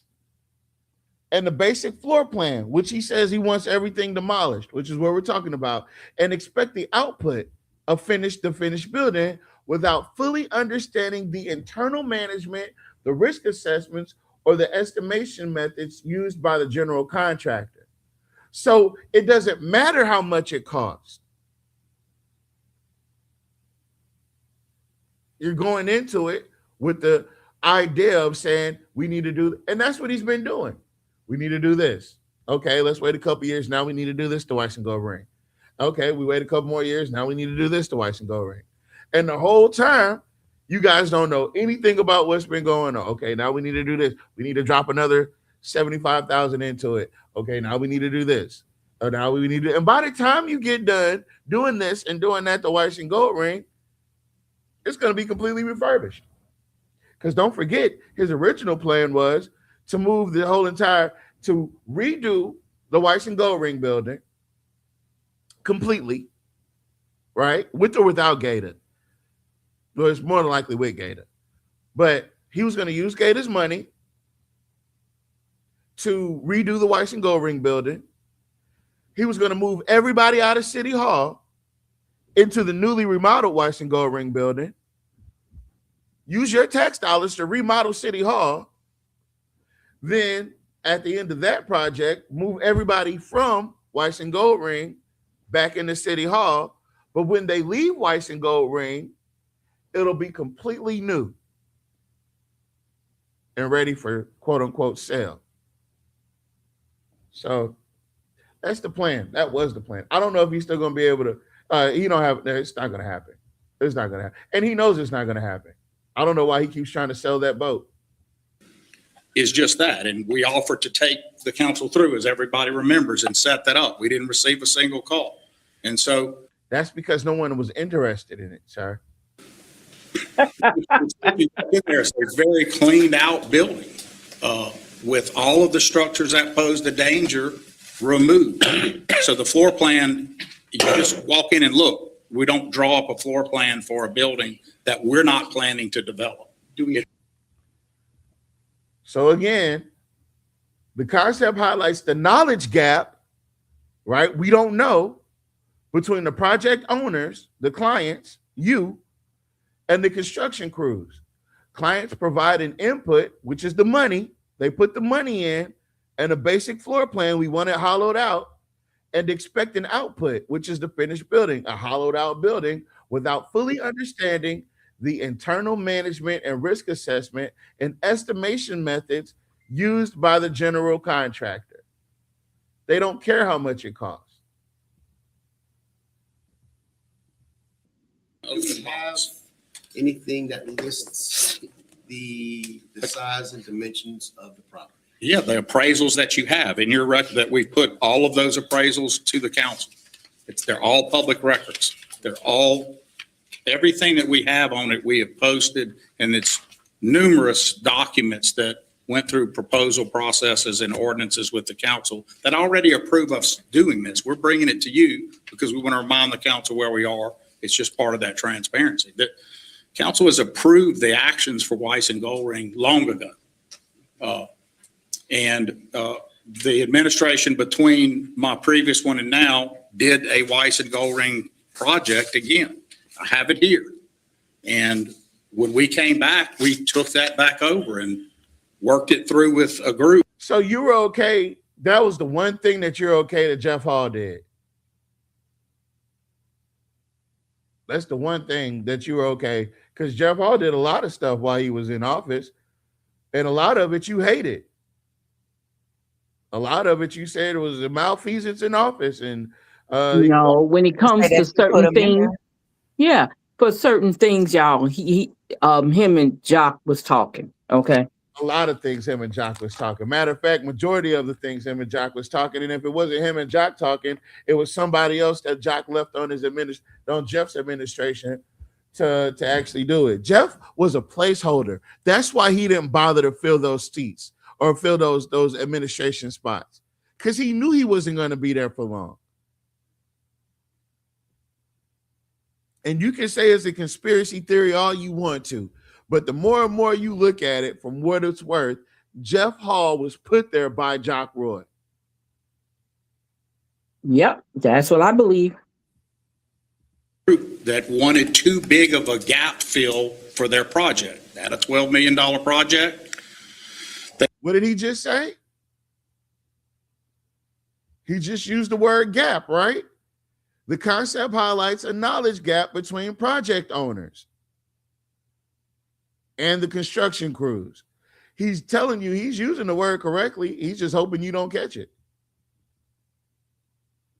They wanted well over 25% of it to be held publicly, and we kept holding to, look, we'll help, but it's 25%, it's 25%, it's 25%. They kept growing it, and we let that term sheet lapse. But the idea separately of the building being development ready is not only something good to do, but I know what we hear in here, but I've talked to Chris Matt. He said it's good to do. Not that it's fiscally responsible, not that it's a great idea for investment opportunities or restructuring or whatever. It's just good to do.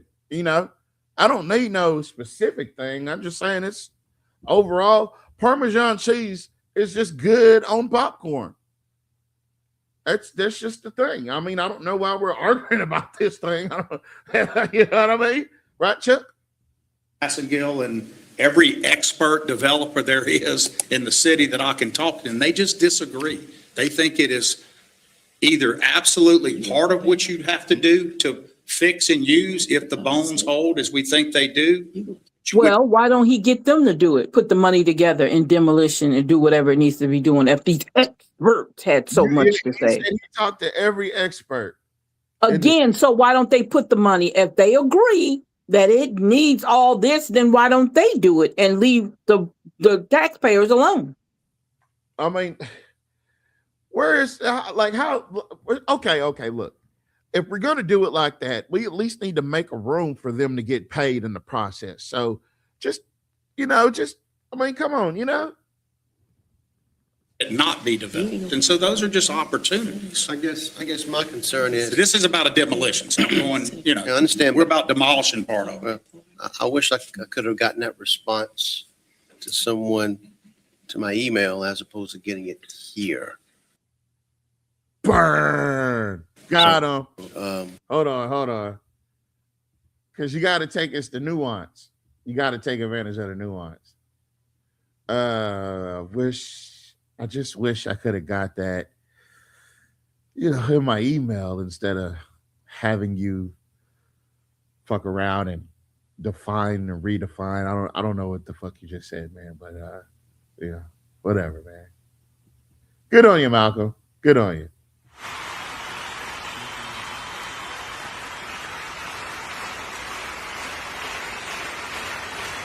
All right. I've given it verbally more than once. Okay. I told you more than once. But Hey, Tavares, Shamir was trying to get in. Oh, let her in.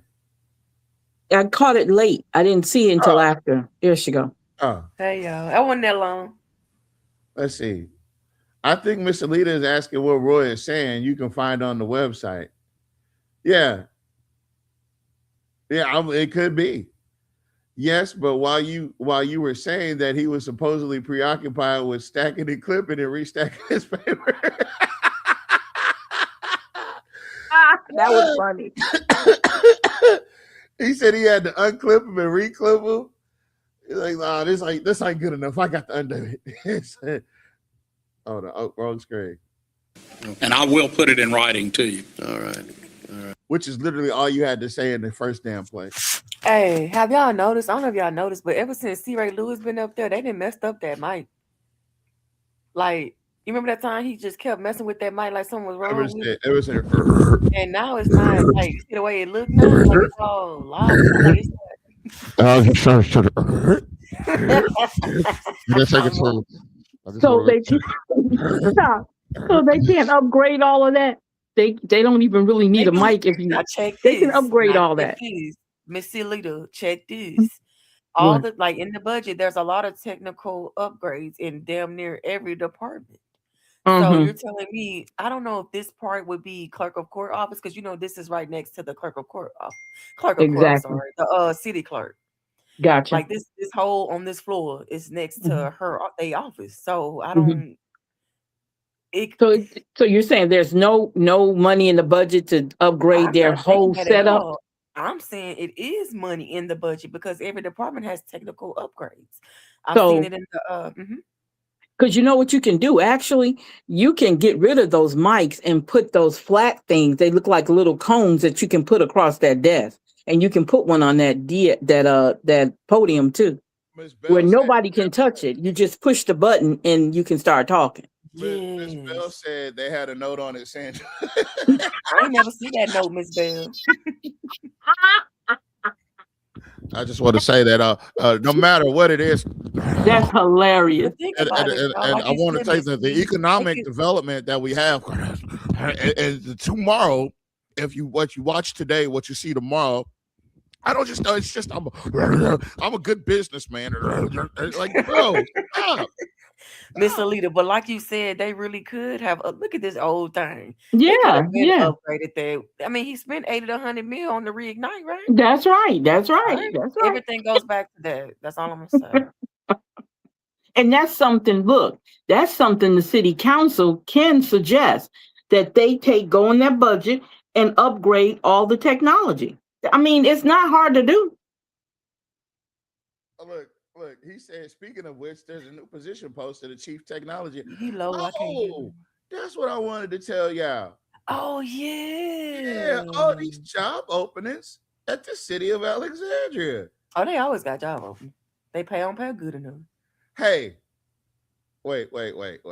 I got to take y'all back down this road. Don't listen. It's got nothing. It's nothing personal. I just want everybody to remember. Man. Listen. There's levels to this. 70. There's levels to this. 80. Remember when Reddick said he was such a good city councilman that he was going to run for District 26 in the middle of his term?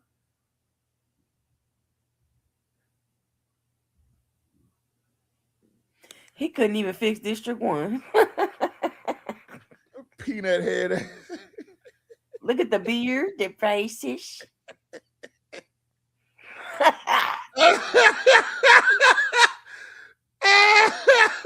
Y'all are cruel.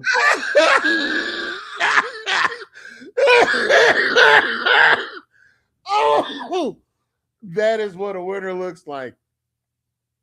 Woo, shit. It's actually written. I just thought it'd be easier to tell you. I understand.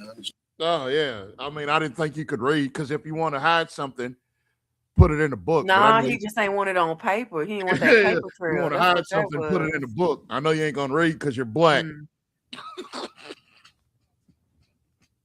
Understand. Well, because building condos, that would be nice, but is it, I guess my question is it even feasible with the number of condos? Sure it is.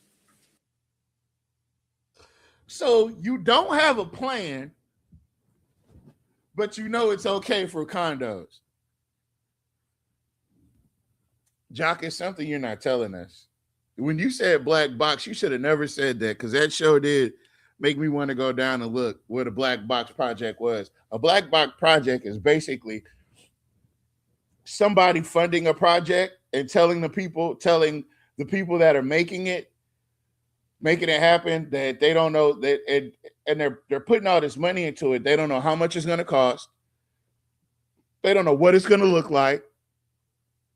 They don't know any logistics of it, but they just want to keep putting money into it. And that's what it is. You guys are the clients. So if you go to that transparency tab, in fact, I'll just click it and bring the document back. It ain't a damn thing on that transparency tab, y'all. Hold on.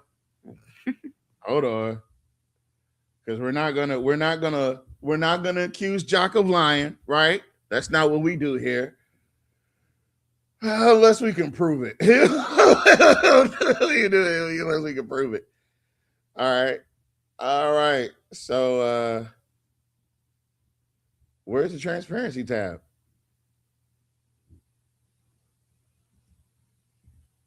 I'm gonna go back to the home page. Does anybody see a transparency tab? Yeah, it's there right it there. Right. There's nothing updated though. Okay, we got the annual budget. Yeah, it's gone. Yeah. Yeah. But there was nothing put in there up since. Okay, hold on. You're gonna have to go all the way to the third page. There's only like 3 pages on there. Not the certified data numbers. Man, it's all lies. All of that I is a done mentioned all lie. this stuff 100 times. It's all lies. Oh, that's why he got that award today, huh, y'all? Yeah. Oh, That yeah, goddamn that's right. participation award, huh? He got that goddamn participation award from the state attorney or whatever the fuck that was. Yeah, Chad. Congratulations, Chad. Thanks for keeping crime down in Alexandria. Goddamn. No, thanks for putting the E in effort, champ. Yeah, really. Yeah. Wasn't he supposed to be going to state anyway? No, he came from the state. Well, somebody said he was going back, but okay. Oh. Hold on. Y'all know I like to be nosy. It pays to be nosy. You never know what you'll find.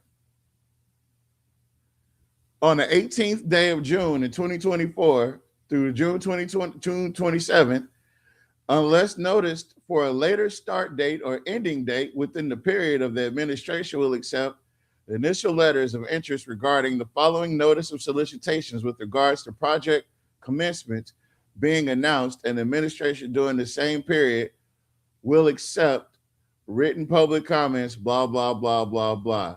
Initial letters. Wait, what is this? Stakeholders, Masonic Bringhurst Corridor. Oh, I'm telling you, y'all, just go and click on something random. Formulation of the mayor's Masonic Bringhurst Corridor Stakeholders Advisors, seeking persons or entities with interest, right? Formulation of the mayor's Project Nehemiah Mode Advisors. I don't know what that means. Democracy, faith, and community health. Built around 8 pillars. Institutional infrastructure. What's working? What do we have? What do we need? Respect to comedy, free exercise, and non-established interfaith ecumenism.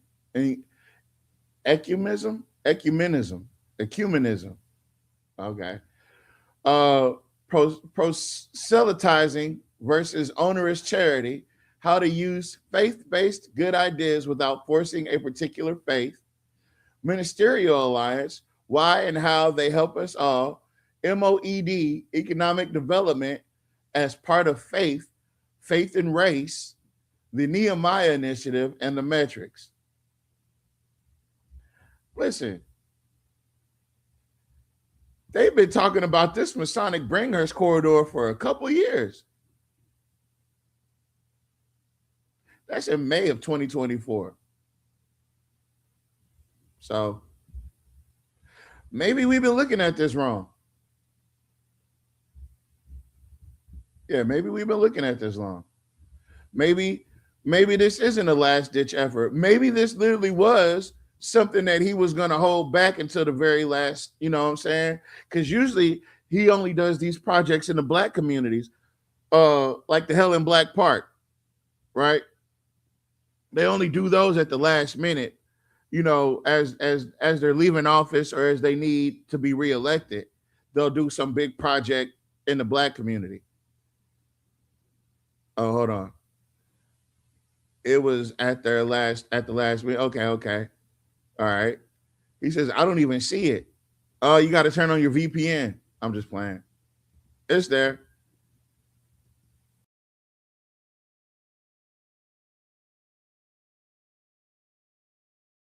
How he removed himself from the show, Miss Alita? He's just slow as ever. Yeah, I kicked myself out. Slow. I kicked myself out. Listen. All right. Again, it's that thick, but it has a whole plan of everything you can do. All of the findings that went into this by 3 different groups, including JQuad, looking at all of those findings have been. I thought JQuad was the people that called it slums. Didn't they just blame them? Yes. Made by this council. There's probably not any project with more findings behind it than that one, other than the River Act itself. Okay, This I whole understand thing. that the findings are out there, but is there someone who's going to willing to step up and make that financial commitment to make it happen? That's the challenge. Well, the challenge is that developers, as I've discussed with those in economic development in the city, is it's hard for developers to want to step up when they watch some of what happens here and what they're. Hold up. They watched some of what happens here, but y'all just gave Chief Grimion. Okay.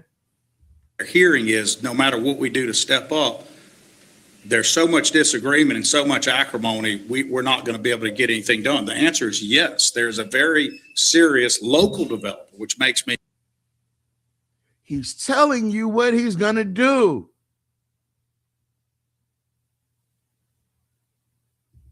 Much happier because you get the out of town folks, they always want that gap is huge that they want taken care of by someone else. This is a local developer that's proposing to do multiple projects here and would propose to put this He's in. talking about Rod Knowles. Pan American. Please don't say it's Pan American. He's talking about Rod Knowles. Remember what he said? You mean the one that just stepped down from Gator? Because he knew that's a conflict of interest in this whole situation that he's dealing with. You knew that before. The Nehemiah Initiative was the initiative to align the Black churches with the economic development. Yeah. Oh, he was looking for the good boys. That's why he picked Larry Turner. I got you. Faith-based, not just Black churches. Same difference. So you have a developer in mind. You have an idea in mind. You want the city to use the taxpayers' dollars to strip it out because you've already had this discussion with the developer.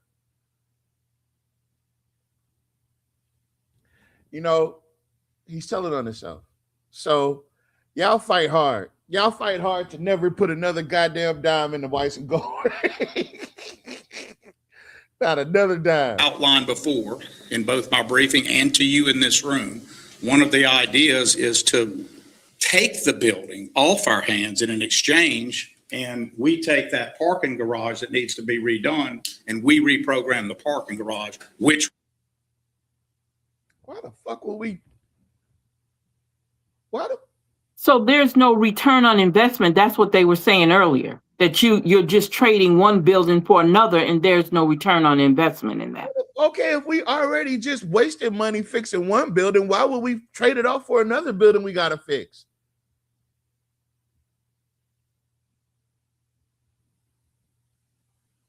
Zero return on investment. Wait a minute. Hold up.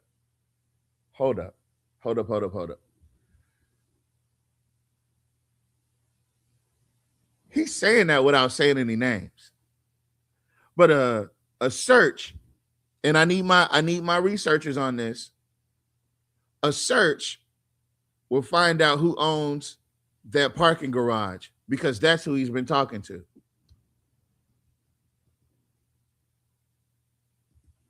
Serious local developer, which makes me much happier because you get the out of town folks, they always want that gap is huge that they want taken care of by someone else.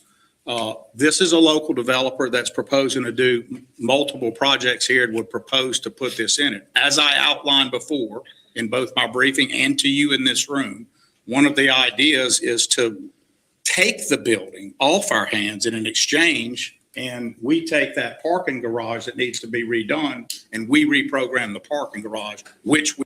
What parking garage needs to be redone? What is he talking about? Obviously, it's the one across from that ugly mug marketing place, right? That's the one that's the one that they're going to be demolishing, the parking garage, and it said adjacent structure. He said that they're gonna need it for the downtown people. Everything that he talks about is never for us. It's always for other people. At this point, give it back to the donor. The donor won't accept it. Oh yeah, he also said it takes 20, 30 years. That's what he Yeah, said. he didn't say that bullshit. It ain't doesn't. take 20, 30 years for you to spend that goddamn money for Reignite. Nope, it took you a matter of a couple of months. We all need for downtown for multiple buildings because of CLTCC, its continued growth. It's going to continue to grow, and with LSUA's building coming on. So those opportunities are there. Economic development can take 30 years. There's buildings down here now that are over 30 years old, and one of them's the Bentley. There's a bunch of buildings that can take decades to develop. That's not new. Bentley's so goddamn old and ran through. The Bentley used to be where the slave traders would meet up to trade slaves. Really? Yeah, you I'm didn't know glad that? to know that because I went there thinking I was going, it would be a nice place to have a reception or anything. If I wanted to have my wedding here, I went up in that mud. That carpet stained like a mud, paint chipped everywhere. Like it's a hot ass mess in that building. Hold on.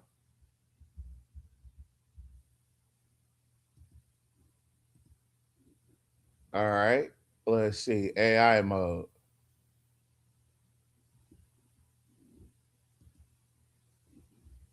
The Hotel Bentley is a landmark, a 4-star historic boutique hotel located in downtown Alexandria, known as the crown jewel of Central Louisiana. The early 20th century property combines historic elegance with modern amenities, featuring an opulent grand lobby, an on-site restaurant, and historic cocktail lounge.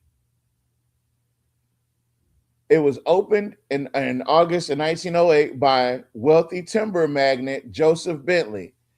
The design was by George R. Mann in a style evoking Greek revival and Beaux Art architecture.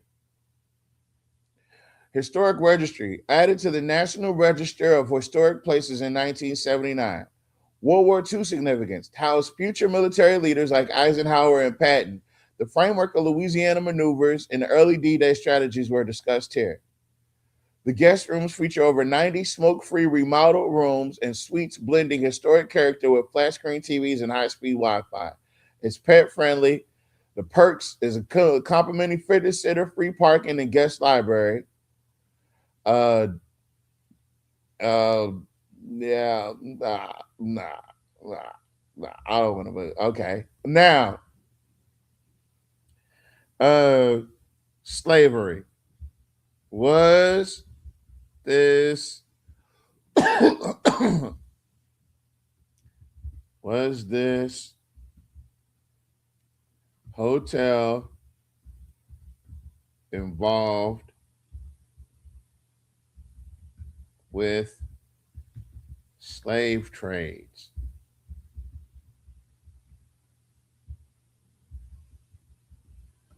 They said it was built in 1908, but I don't believe that. Okay, whatever.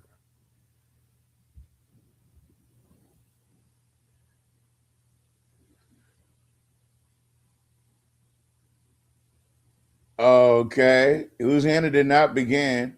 Bentley, okay, opened in 1908, more than 4 decades after abolition. Source of confusion, Alexandria, Virginia. The Franklin. So there's a Bentley in Alexandria, Virginia?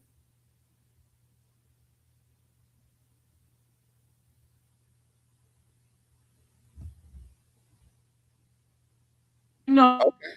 Hold on.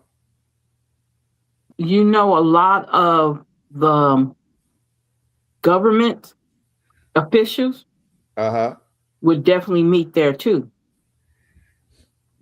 And from remember the book that we had? I don't even know where I did with that book. The Rapise Parish book. Remember the book? It told the story about Bentley. Yeah, it did. Yeah. Matter of fact, you should be able to pull that book up. Because remember, you read from that book. Yeah. Yeah. And it I think it mentioned the Bentley and what was going on at the Bentley.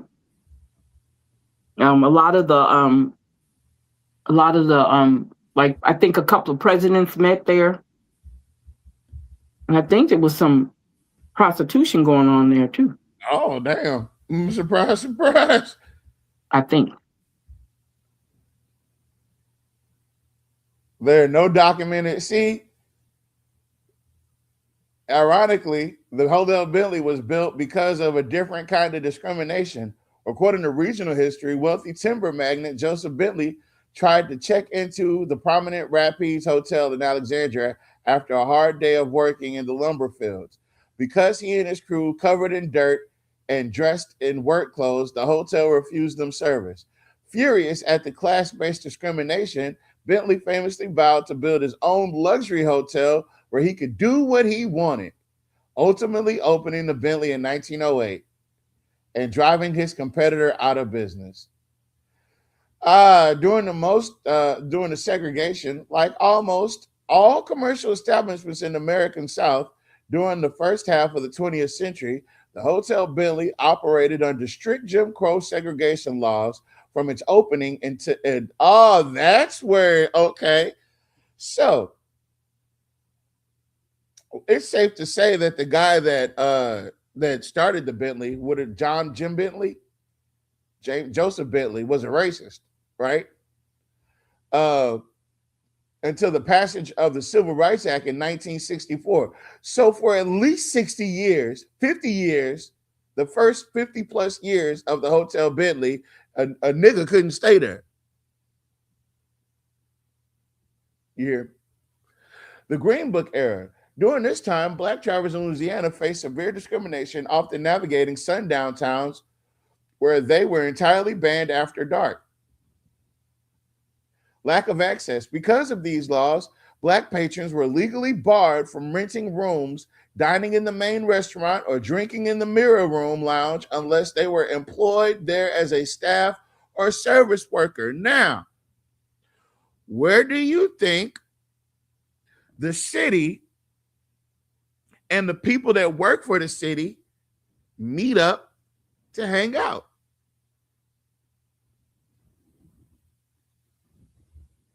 That's why I think I've only been to the mirror room one time and I've never been back.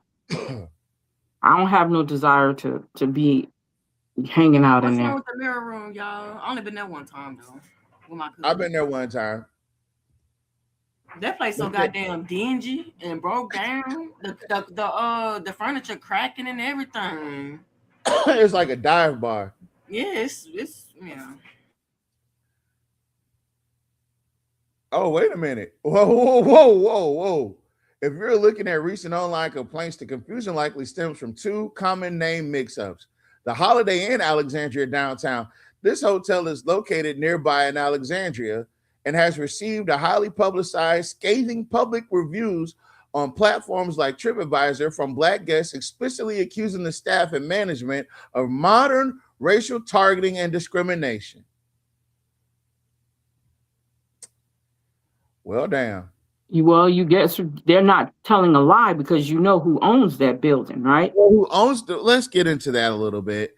So again, the hotel, the same thing that they intend to do with the Weiss and Goldring building is what they did with the Holiday Inn building. And I need you guys' attention real quick. I know this is a long show.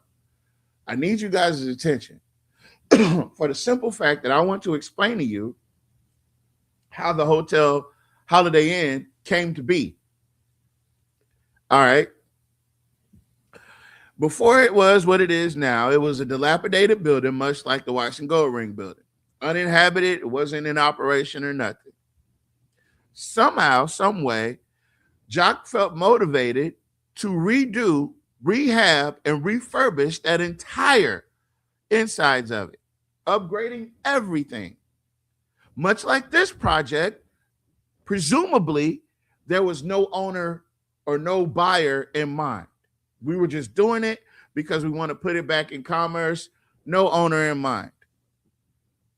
Simultaneously, right? Jock's cousins, set of brothers out of Natchitoches, they owned a hotel in Natchitoches. They owned, I think, 2 hotels in Natchitoches. And they felt slighted because the city had just passed a tax referendum taxing them and sending their money to a Gator-like organization in Natchitoches, right? Another TIF district. So instead of staying there and paying that tax to that TIF district, they closed up shop and somehow ended up becoming the owners of the Holiday Inn as it stands now. And the reason I know that nobody really knows that story, because if you knew that story, you would know that one of the brothers ended up on the Gator board. Bet you didn't know that, champ. That's right, insider trading. And that is the story. And they related to Jock. They're Jock's cousins. And that is the story of the Holiday Inn and how it came to be. Mind you, if you go and you ask the downtown administration, the city, for the receipts of what they sold and when they sold the Holiday Inn, you cannot find it. They got that Holiday Inn hotel. It was a sweetheart insider deal. It was a good old boy. It was the epitome of a good old boy deal. Roy done had so many hookups, y'all. It don't make no sense. But he's using taxpayers' dollars to enrich himself and his I don't know nobody that got that many friends. And let's be honest, all them people that be with Roy, them ain't his friends, y'all. Because y'all know how people act during Mad Day. If he can't do nothing for you, you really think that's their friend? I mean, he loves you as long as y'all can get money together. All right. And if you really think them boys didn't pay nothing for that Holiday Inn, you lying to yourself. Well, you got to remember, Mr. Porter said when Mr. Fuller brought it up to them that they needed to see the bill all of a sudden they produced a bill at the end. They did finally show the amount that was paid to them by them to buy that hotel. It came up at the last minute, but for the longest they have been asking about it. Jock Put the mama in the pond, dude. You feel me? I would have took it somewhere else. I ain't gonna lie to you. Jock put the man's brother, his cousin, on the Gator board, another taxing district, another TIF district, so they could monitor how much money, so they could funnel the money that was coming from the Bentley into the TIF district back into places where they wanted it. That's how far back Jock's control and obsession over Gator's been. Jock is selling y'all this bullshit about him not being involved in Gator, but we know it's bullshit. And we haven't been able to actually express that here lately in this new era where we got all these new listeners. But that's the story of the Holiday Inn Express downtown. It's owned by Jock's cousin, and they bought it for pennies on the dollar. With your tax dollars doing all the upgrades. That's what they want to happen again. But they're going to use Gator this time. Now, I don't know for sure if Gator helped them with that building or not at the time. I don't know that Gator part of did. it. I think Gator did. I think a lot of that money did come from Gator. I'm not saying that. We're not, you can't, if you allegedly, don't say, yeah. I would say that I would presume because he had control over Gator back then, whether anybody recognized that or not. Well, him and Mr. Moeller was good friends at one time. I know that for sure because I've sat in meetings with them and I know they were good friends. And something broke. And then Mr. Moeller stopped coming to the meetings. He used to come to the city council meetings because he always wore this cowboy hat. Then all of a sudden he stopped coming. And then later on, kind of heard that it was a little falling out. And there was a long time before he started coming back to those meetings. And then one day I was at a city council meeting and he was there and him and Jock was talking. That's all I remember. I don't know what happened between them. That man said because If y'all notice, Gator gives a lot of money. They don't receive a lot of money. Well, okay. People are always asking Gator for money. All these businesses, all these events, like if you go through their, agenda and whatnot, they stay asking Gator for money. And people always say, oh, well, what is Gator doing? Dismantle Gator, dismantle Gator. Let them do their job. Let them do their job before you try to dismantle something that's supposed to be for economic development. They always want to blame Gator, but they don't be knowing who controls stuff on the back end. The mayor run everything, okay? But they don't want to say that, though. Brother Kevin did come with the facts, though. He said his name was Jay Sharpen. Is Jay Sharpen. Jay Sharpen served on Gator, and he's currently the president of Sharpco Hotel Groups.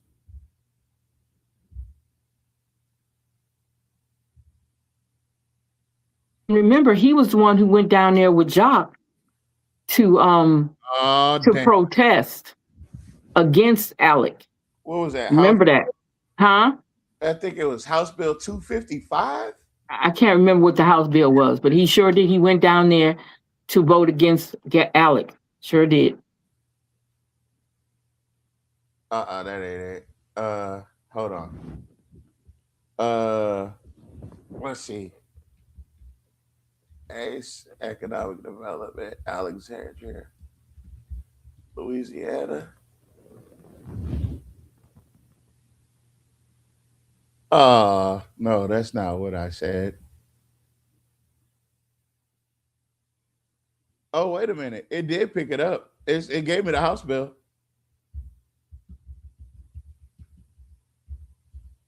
ACE, Alexandria, Louisiana, House bill.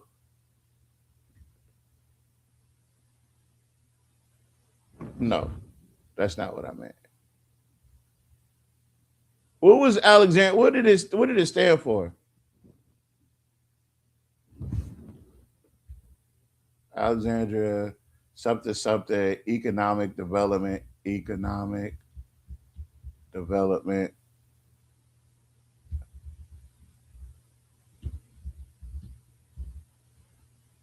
Jock Roy. There we go. We could do Jock Roy.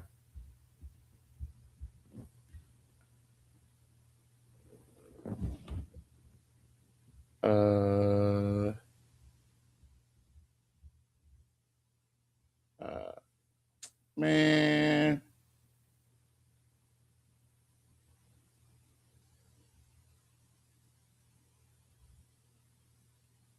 Oh man. Okay. So I'm not gonna find it. Economic development. That's part of economic development. And that's part of redoing downtowns, and it's a constancy in that.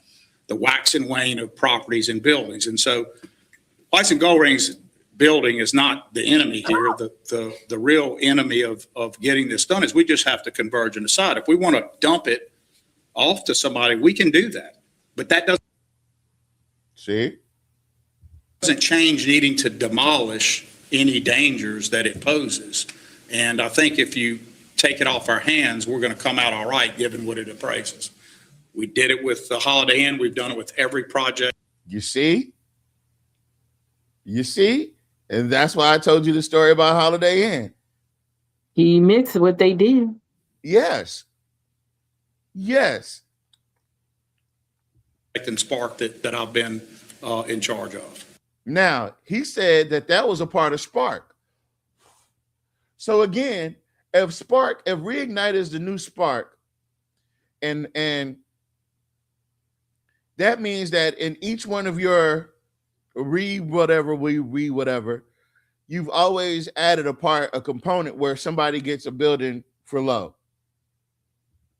So I don't expect a loss on this one either. All right, no further questions. Anybody else? Madam President, for 10 plus years, that Wise and Gold Ring building, excuse me, has been the cornerstone of somebody's economic development. To me, started cooking off the bat. I think he came in and the pot was hot. and I don't care, I'm not one vote up here. We're putting lipstick on a pig. It needs to come from under the Alexandria control, sell it. Ladies and gentlemen, I have so many citizens that tell me we need to stop spending money on that Wise and Gold Ring building.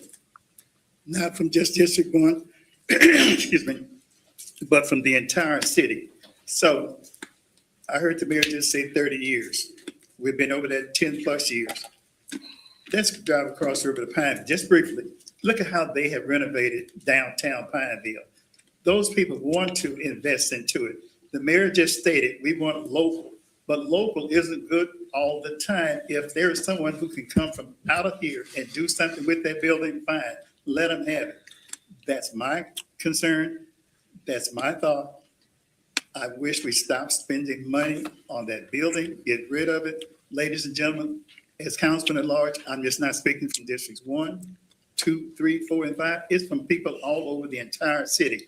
They're sick of hearing about that Wise and Gold Ring building, and they're more so tired of the citizens spending their taxpayer dollar on that building. Thank you, kindly. Just for the record. Hold up before you finish. Okay. So what he's basically saying is whoever wants to get that building, let them get it. Let them get it as is, like you sell a car, as is. Leave us out of it. We're not really concerned about who gets it, what they do to it. If they blow it up, so what? We just don't want to have to deal with it anymore. And it shouldn't be on the backs of Gator or anybody else. And that's basically what they're saying. Anybody dealing with the tax. But listen to what he's about to say about downtown Pineville. He didn't even let him finish saying what he was saying before he jumped all over that. Downtown. And then, so. Hold on. I lost. We're voting on. You're voting on a bid, right? Old. So tired of the citizens spending their taxpayer dollar on that building. Thank you kindly. Just for the record, I hear the opposite. And just to point out in Pineville, look at all of what we have in our downtown, and then look at what Pineville's doing in absolute countervail. Y'all heard Mr. Jewell say, "Oh Lord." Boy, you can leave it to Mr. Jules to lighten the mood. Man, I'm telling you, I told you, if he start huffing and puffing before I mean, he does, it's a wrap. he's gonna go in. on Fashion of what you just heard from Mr. Green. Look at what Pine Bill's doing at Central. They're seeking public dollars to redo a multi-decade-old giant campus of dilapidated, falling into the ground, dangerous buildings. But what? See, the thing is, it's not. You're comparing Central to the Weiss and Gold Ring building. Exactly. That's 400 acres compared to a building sitting in the middle of a city. That whole facility sits on 400 acres.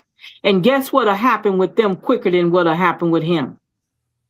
They'll probably get that money. Man, they'll get that money and Central be up and running before Weiss and Gold Ring. No, Central, no. It can be cleared out. They need it demolished. They need the same thing done as Weiss and Gold Ring. Somebody will come in and buy those 400 acres and demolish and do everything it needs to be done on it and not ask for the people's money. That can happen too. And he said public funding. That could be from the government or anybody. Yeah. Like he did when he got that $2 million for the roads. There you go. Downtown. Yeah. For downtown, for them sidewalks. Now you get what I'm saying. He knows how to go and get it. He just don't want to. Yeah, he just don't want to. And two, you got to remember now, Joey Bishop is the mayor now. So you know what I'm saying, right? No. They're coming together to get a plan to get a lot of public funding to prop all that up, to attract private developers, because a private developer would never go do that without a P3, a public-private partnership.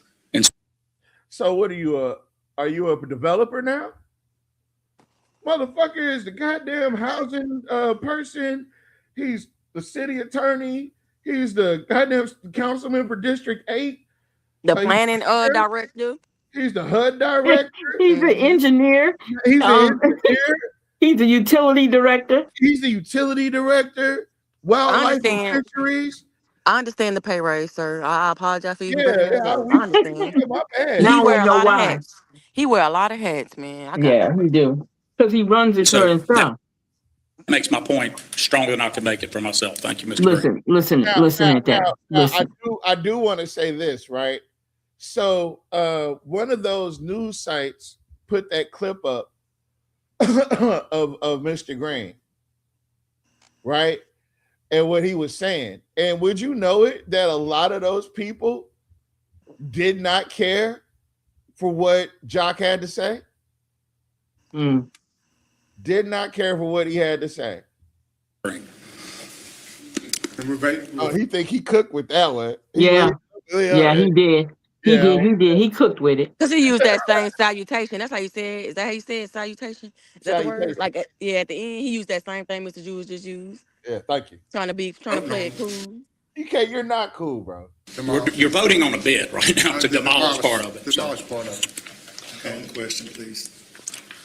All in favor? Aye. Any opposed? Hey, and Jules wasn't trying to hear that shit. I promise you.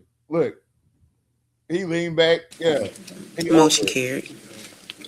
Number 28. Number 28, to consider final adoption of an ordinance authorizing the mayor to accept the low bid submitted for gas meters and Itron Earth. The administration is requesting that this item be delayed for 2 weeks. Need a motion in a second. Where the fuck is he Motion by going? Councilwoman. Where the fuck are they going? I mean, when you look at the your paper, you know, with your minutes and everything, if it's not important, you might as well go on a bathroom break or something. You ain't got a motion or second it. Why not? Filter. Second. Second delay. Second by Councilman Johnson. All in favor? Any opposed? Motion carried. Number 29, to consider final adoption of an ordinance authorizing the mayor to accept the low bid submitted for janitorial chemicals. Motion, please. Motion by Councilman Fowler. Second. Second. Second by Councilman Johnson. Public comments, discussion, all in favor? Any opposed? Motion carried. Number 30, to consider final adoption of an ordinance authorizing the mayor to accept the low bid submitted for herbicides. Motion, please. Motion by Council Fowlerman. Second.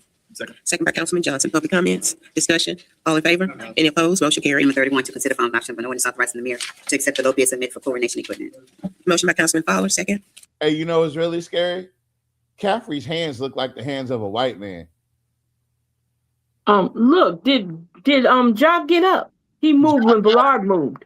Jock got up and then Ballard followed him. Yep. I ain't noticed that, y'all. Ooh, y'all be Yep. paying attention. Well, I just noticed that because you only get a side angle of where Goings is sitting at, and I noticed that it's empty right there. Oh, you don't see that big yellow jacket? Okay. Yeah. So Look. that tells you that they went back there.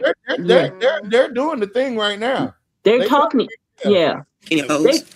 yeah. They Motion talk to each other on the phones, y'all. Oh, he's doing it now. Mm-hmm. He's doing it now. Watch. No, I see that. Yeah. He's doing the thing now.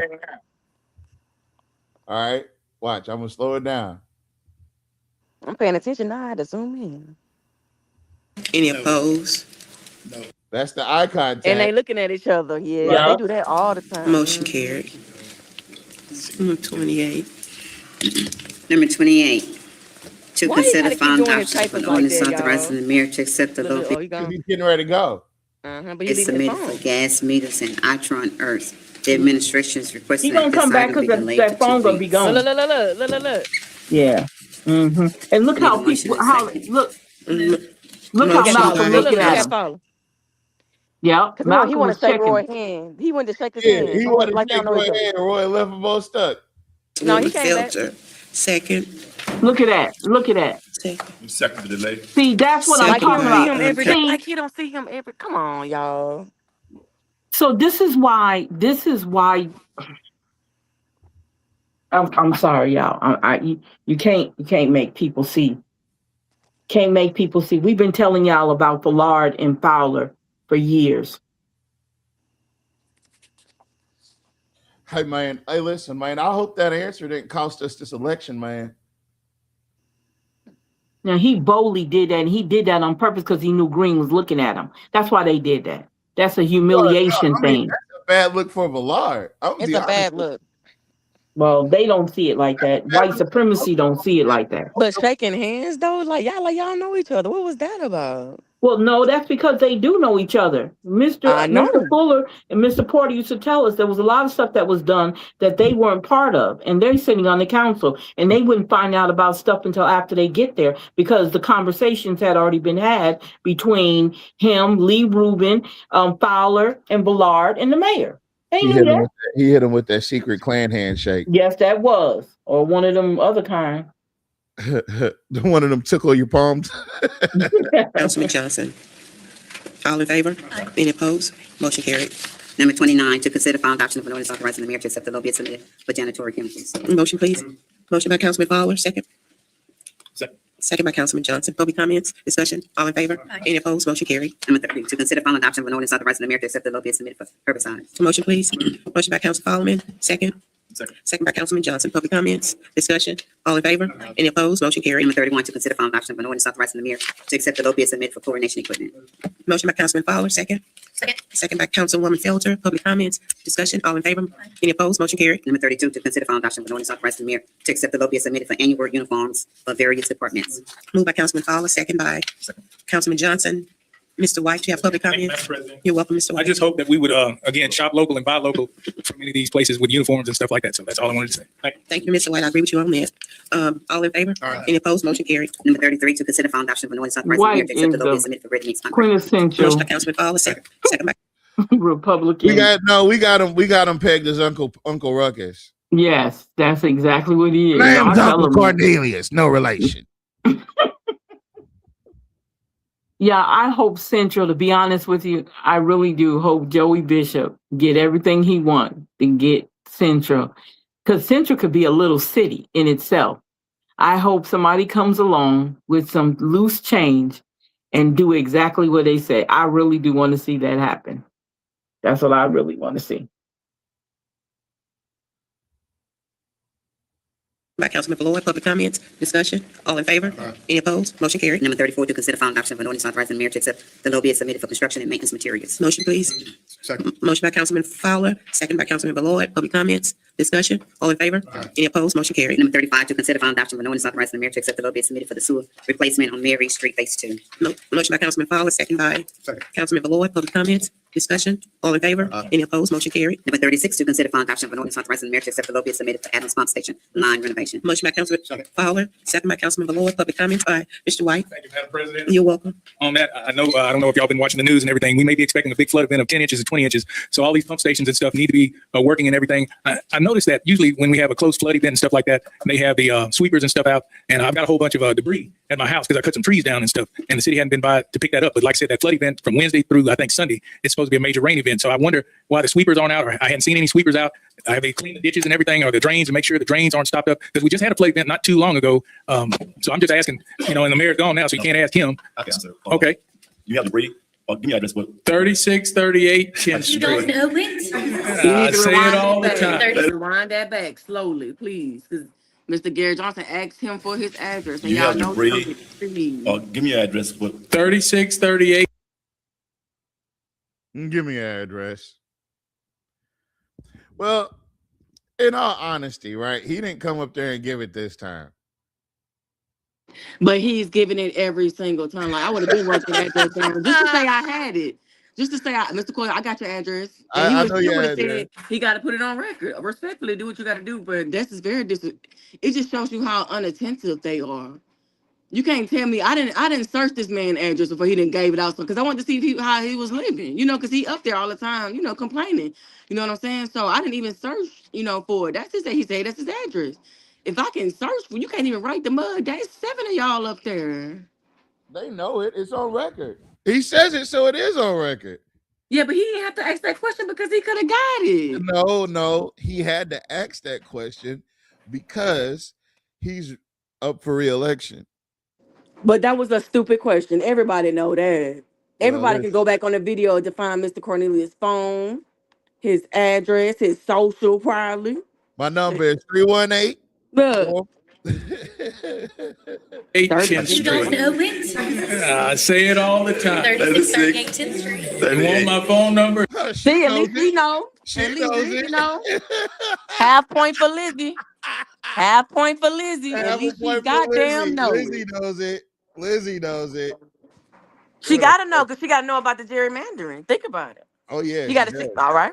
Yeah, she gerrymandered him out of her dish. No, I'm just playing. Area code 318-446-6934. yeah, we'll get someone out there to get that before the rain start. But You cut it down yourself, Mr. Wayne? I had somebody cut it down. I can't do it. I'm just, Who the Ballard fuck asked asked him that? that. Ballard. What do you mean did I cut him down myself? He just trying to make it seem like he care. He up for election too. Oh, yeah, because it's election time. I forgot. Yeah, it's election time. And you know what? That's really funny because I think Ballard is trying to allude to the fact that his back don't really hurt. I'm a back. My back. You know what, Tavares, you probably right on it with that. Yeah. Listen, you got to catch the nuances. You got to catch the nuances. disabled, Jim It's not in- Ballard, it's so not in I your can't. He said, I'm disabled, Jim Ballard. So is it I Mr. couldn't White? cut it down myself. It's not in your drain, huh? I didn't say, no, it's on the side. Okay. Huh? No, I didn't cut somebody Who the fuck keep asking He was talking that? to Jay Scott, Mr. Jay Scott. Oh, else cut it down. That's all I'm right. disabled. I can't cut I'm it. sure it was a family member. We'll get somebody out there. I'm sure it was a family member. Oh, they're calling him a liar. That's what the white folks is doing. Okay. Like I said, are y'all gonna get the street sweepers and stuff and clean the drains? Now they're not remaining on the topic. They went all around the world asking this man who cut down the trees. That's not germane to the. I would have hit him with that so hard. Well, I hadn't seen them. That's all I'm saying, Chuck. Mr. Johnson said he would take care of that, Mr. White. Mr. White, I know you're a member of my district, but I'm gonna have the guy sitting next to me. Ain't that a take care of it. goddamn shame? Ain't that a goddamn shame? Okay. Mr. Well, White. I'm just saying. Mr. Johnson That's said all. he'll take care of that. All right. Yeah, I won't take care of it, even though you're in my district. All right. All in favor? Any opposed? Motion carried. Number 37, to consider final adoption of an ordinance authorizing the mayor to accept the low bid submitted for Alexander Zoological Park digital pylon sign refurbishment. Motion, please. Second. Second. Motion by, They say a refurbishment, but them people is definitely getting a new sign for the zoo. Oh, yeah. Yeah, they're getting a new sign. It's not going to refurbish shit. They're getting a brand new one. Councilman Fowler, second by Councilman Ballard. Public comments? Discussion? All in favor? Any opposed? Motion carried. Number 38, to consider final adoption of an ordinance authorizing the mayor to accept all bids submitted for electric utility right-of-way emergency services. Motion, please. Second. Motion by Councilman Fowler, second by Councilman Ballard. Public comments? Discussion? All in favor? Any opposed? Motion carried. Number 39, to consider final adoption of an ordinance authorizing the mayor to accept the low bid submitted for Alexander Zoological Park Jaguar. Hey, Jock forgot to switch the camera angles. You so funny. Motion, please. Second. Motion by Councilman Fowler, second by Councilman Ballard. Public comment from Ms. Wild. No hate to the Jaguars. I just think that if basic needs aren't met for the residents, maybe we shouldn't have a Jaguar. Do you believe that everyone in Alexandria has the same opportunities to thrive? Well, wait, whoa. Wait a minute. What did she? Wait a minute. Wait a minute. What did she say? Hold the fucking phone.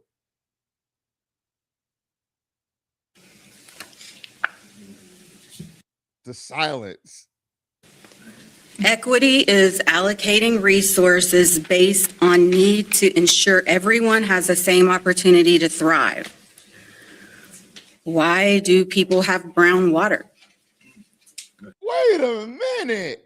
Hold up. Hold it down. Man, we're talking Hold about it the down. zoo. We're talking Hold about up. the Jaguar exhibit. Hold up. Hold up. Let's remember basics. Basic needs for survival. A town cannot prosper if basic infrastructure is not maintained in all neighborhoods. Ma'am, relax. Cooking without a stove. Yeah, look, man, relax. But you know what's really funny? The fact that she brought this up and the fact that they're trying to meet the basic needs of the Jaguars. Exactly. And in the beginning of her speech, I she see what said you no did hate. there. You heard in the beginning of her speech, she said no hate to the Jaguars.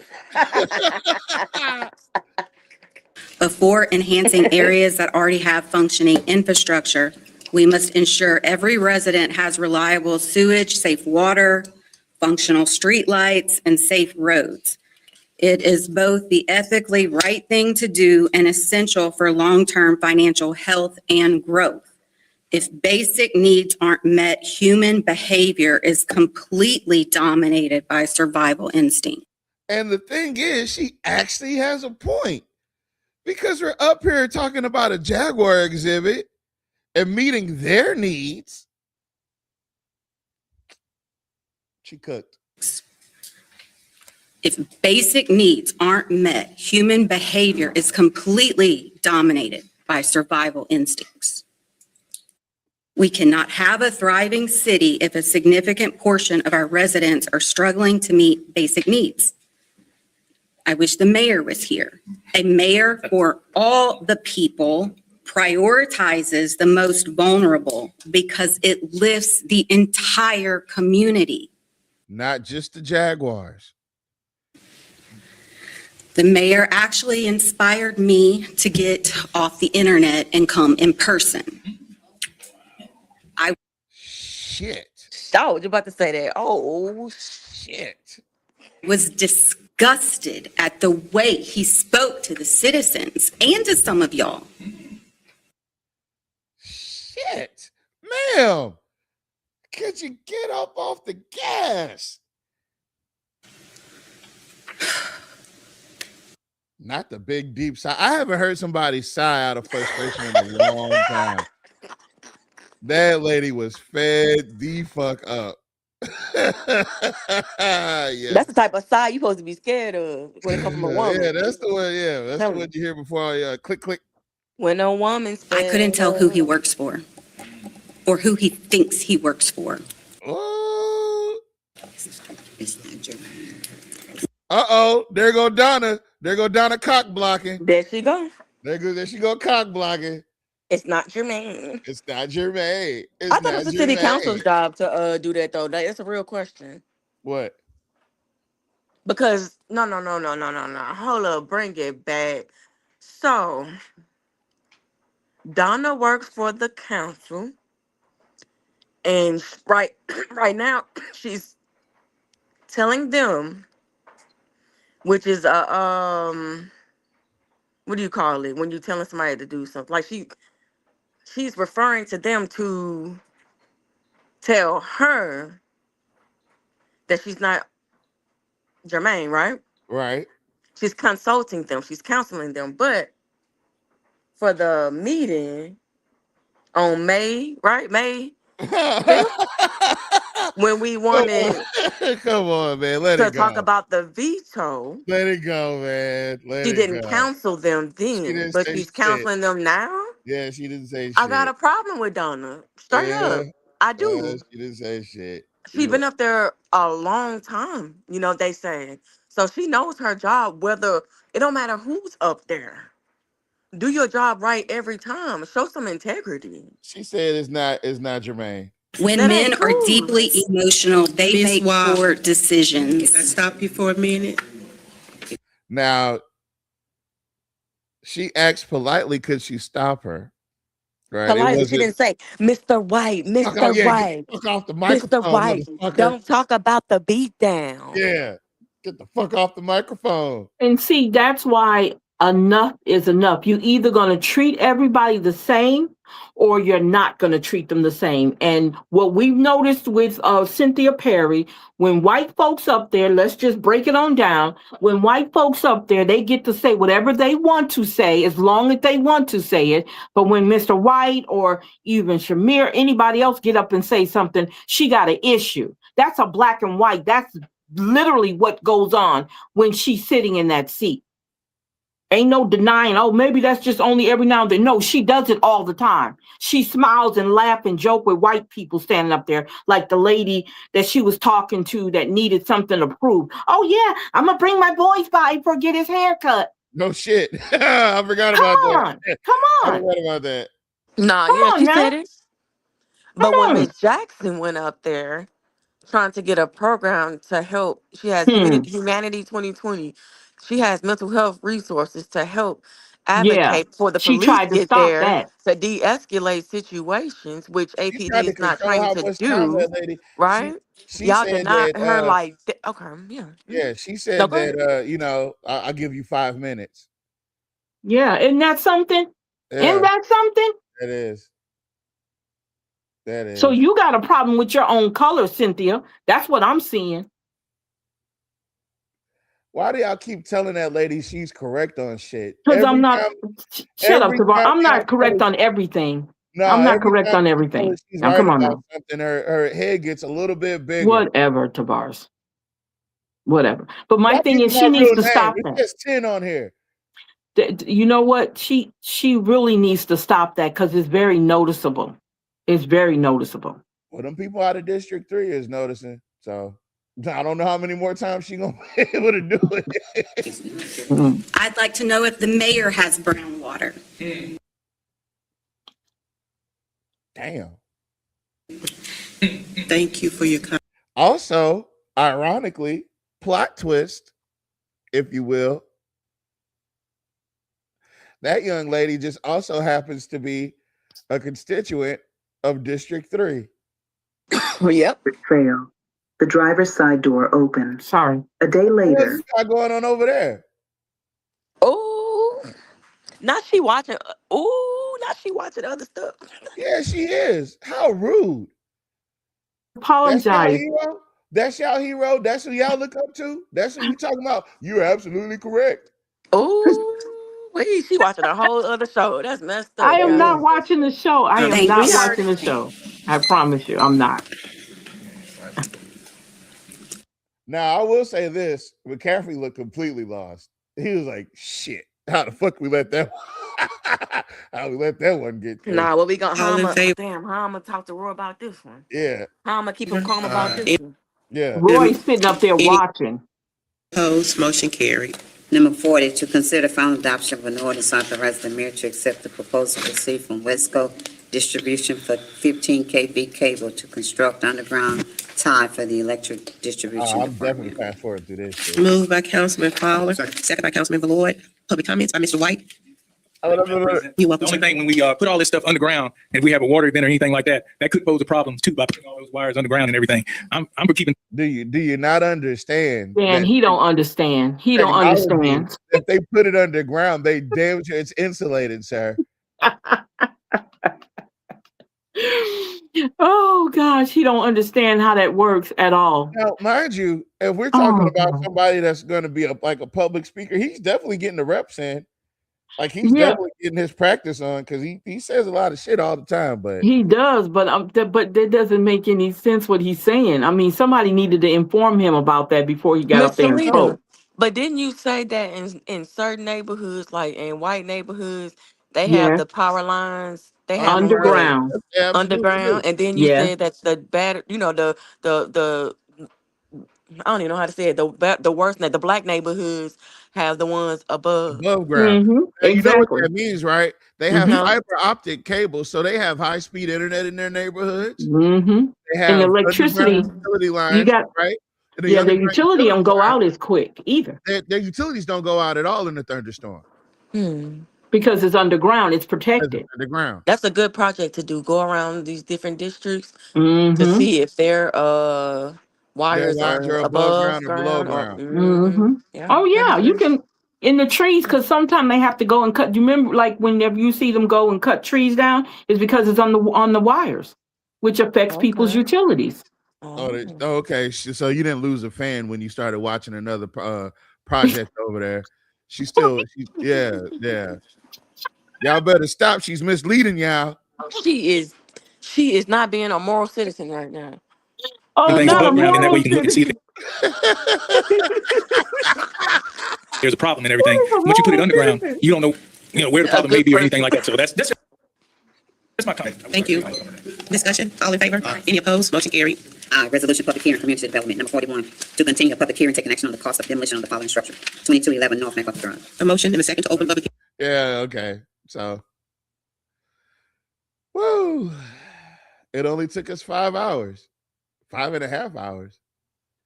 All right. Yeah, that's not bad. Not bad at all. Man. And that Yeah. is wild shit right there, buddy.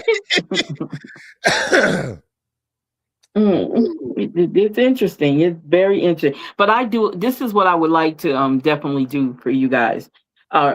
Suggest you guys read up on the history of Alexandria. Read up on Rapides Parish history. And you guys will learn a lot. We did it long time ago when we broke out that book, and Tavares literally read the book out loud to us. Literally. Mhm. And we learned it's what is that? Rapides Parish? It's the history of Rapides Peace Parish. Parish. I had a copy of it here at one time, but I don't know if I still have it. But yeah, it's very interesting, and you learn a lot about what By Sue. Her name is Sue Eakin.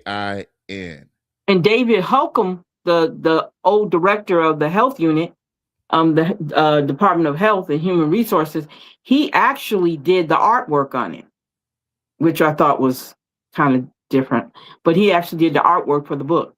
Now,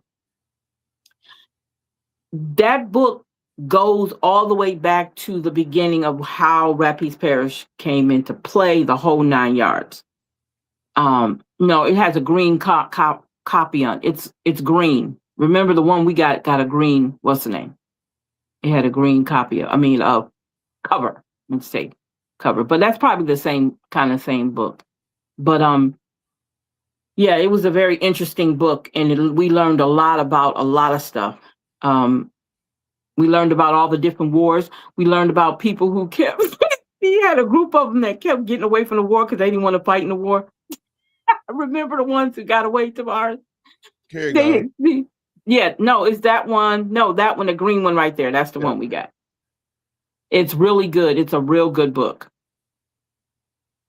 How much is that book now? We have it. You have it. You have I it. gotta see. I gotta see. I don't know. It's probably packed It's in up. my book. It's in my book collection that you got. Okay. Oh, it's free. Oh, okay. It You better be guys. free because you probably just looking at the preview. No, Don't get me excited. no, it's all there. It's all there. Yeah, that's it. I mean, literally, we read page to page, didn't we, I Tavares? gotta read this now. It was very interesting. Very. Now, we were talking earlier about the Bentley, talking about the lumber tycoon. You guys, what y'all don't understand what they did when we talk about Puckwood and we talk about Creosote and all that. Well, when me, Dr. Bose, and Miss Agnes, we went and we looked up the records. Do you know people all the way from China was coming over here, and because people who owned the land, they didn't understand that they were being beat out their land. Do you know that they were getting beat out thousands and thousands of acres when they found out that Puckwood was on that land, that lumber was on that land? So what They were happened coming. was the Indians, the natives that were here, we were here. What they were doing was they were crediting them, they were trading with them, and they were crediting them and then spiking up the price. And in exchange for them not being able to pay, they would take their land. Yep. Bolton did that. That's who did that. Bolton. Hold on. The one, Bolton Avenue, the guy from Bolton Avenue, who's GW named after, he was the one who was doing that to them, beating them out of their land. There he goes. G.W. Bolton. Yep. He was beating them out of their land. George Washington Bolton, ironically. Man, that's crazy. I definitely got to read this. And then it got pictures. Oh, yeah. Oh, yeah. Oh, yeah. Now, this is the Nick Velota groceries. Nick Velota. You know, this is Louisiana College when it was in the tool shed. This is oh, wait. Oh. This is about Camp Livingston. What's ironically missing from all this? Black folks. I think that's the old Bolton High School. Oh, I mean, it was something else completely. But hold on, let me see if I can zoom in. Oh, yeah, I can. I guess they build up on it. You know, just kept adding to it, I guess. Above, Lincoln Williams of Cheneyville worked for the education of freed Black in the Bayou Bow area until his death in 1920. An integrated school was later named in his honor. Things you don't know. Well, that can't be Bowden. No, that's I think that's in Plaquemine Parish. What did I say it was? Cheneyville. Cheneyville. Then you got the Pope was here. That wasn't the Pope. These shapes are weird and off-putting, and they're disturbing my soul. He said off-putting. Yeah, it's just weird. I don't know why they got all those weird ass shapes and shit. It's crazy. Yeah, it's a very interesting story. The history of Alexandria and because you know at one time was a port city because of Red River. This is the old Bentley, right? Did you say something about Black people couldn't go to it? Yeah, no, Black people weren't allowed to go to it until the 60s. Oh, hell no. Thought that's what you said. That's what Alexandria used to look like. As you can see, that building, right? That building was there. That's Rapides right there, hospital? I forgot which building this is. Can't really tell. Okay. This is the old City Hall, right? But this building's downtown. I know this building. I don't know what this is. This would be where the bus depot is now. Yeah. This is where the bus depot is now. This is where the old city hall used to be here, but they replaced it. Right? If that's the bus depot, then this has got to be the Weiss and Goldring building's got to be somewhere in here somewhere. But oh yeah, this is the Lee Street before they killed all the black people that was there that night. Oh, that's 4th and Murray. All right. And then you got the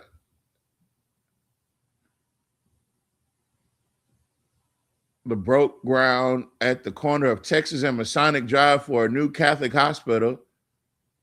So that was the Cabrini Hospital. A new Jewish temple was built and the congregation moved away from its 1908 home downtown in 1952, where niggas wasn't even allowed to be after dark, to Louisiana Baptist building on MacArthur Drive, right? So the Baptist building is also a Jewish temple. Bet you didn't know that. Let's see. Now, all right, bottom left is Louis Berry, graduate of Howard University, the only black attorney in Alexandria, 1950s, fought for civil rights and equality throughout the 1960s. The bottom, okay, so the new city hall erected opposite the Hotel Bentley under the direction of Mayor George Bowden. The hall and convention center were completed in 1963 and designed by the firm Baron Heimberg and Mercado. So when they talk about the Mercado's restaurant, that's their claim to fame. Let's see. The new system allowed for creation of a new magnet school. Housed at Peabody High School in 1975, the integration mandate would remain in place for decades until 2006, as the system struggled to adjust. The parish itself faced the same long struggle to shake off vestiges of past injustices. Rapides Parish would not elect a black judge until 1992. Your history is drenched It's fuck. in disgrace, discrimination, and racism.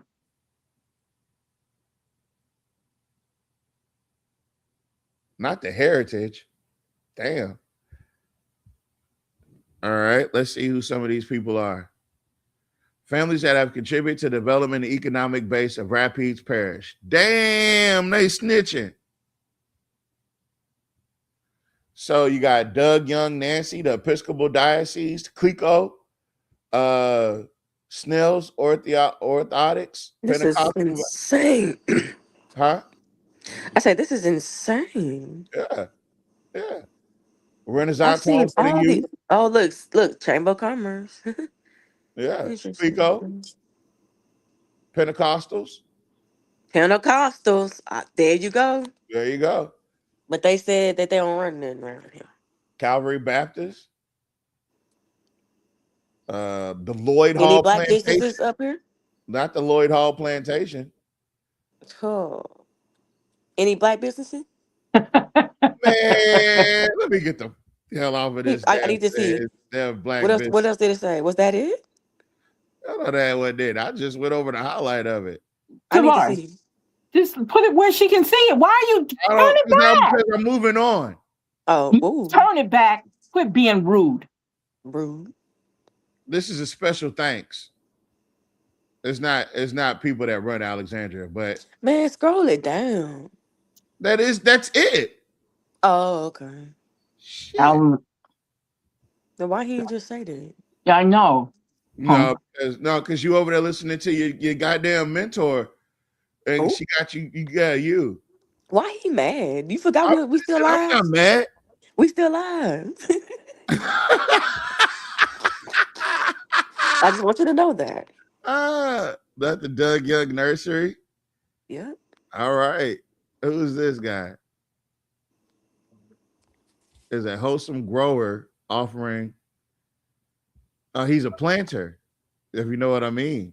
And you got to remember, we're talking about Rapides Parish, not just Alexandria. But you notice there's no black people, right? None. I haven't seen one yet. Not one, Besides the one right? that they've been saying have been the first to do something. Exactly. Do you have a But shorter arm? I'm sorry. Come on, man. Fuck. do what? Nothing. Damn. They eating good. I know that. Ain't they though?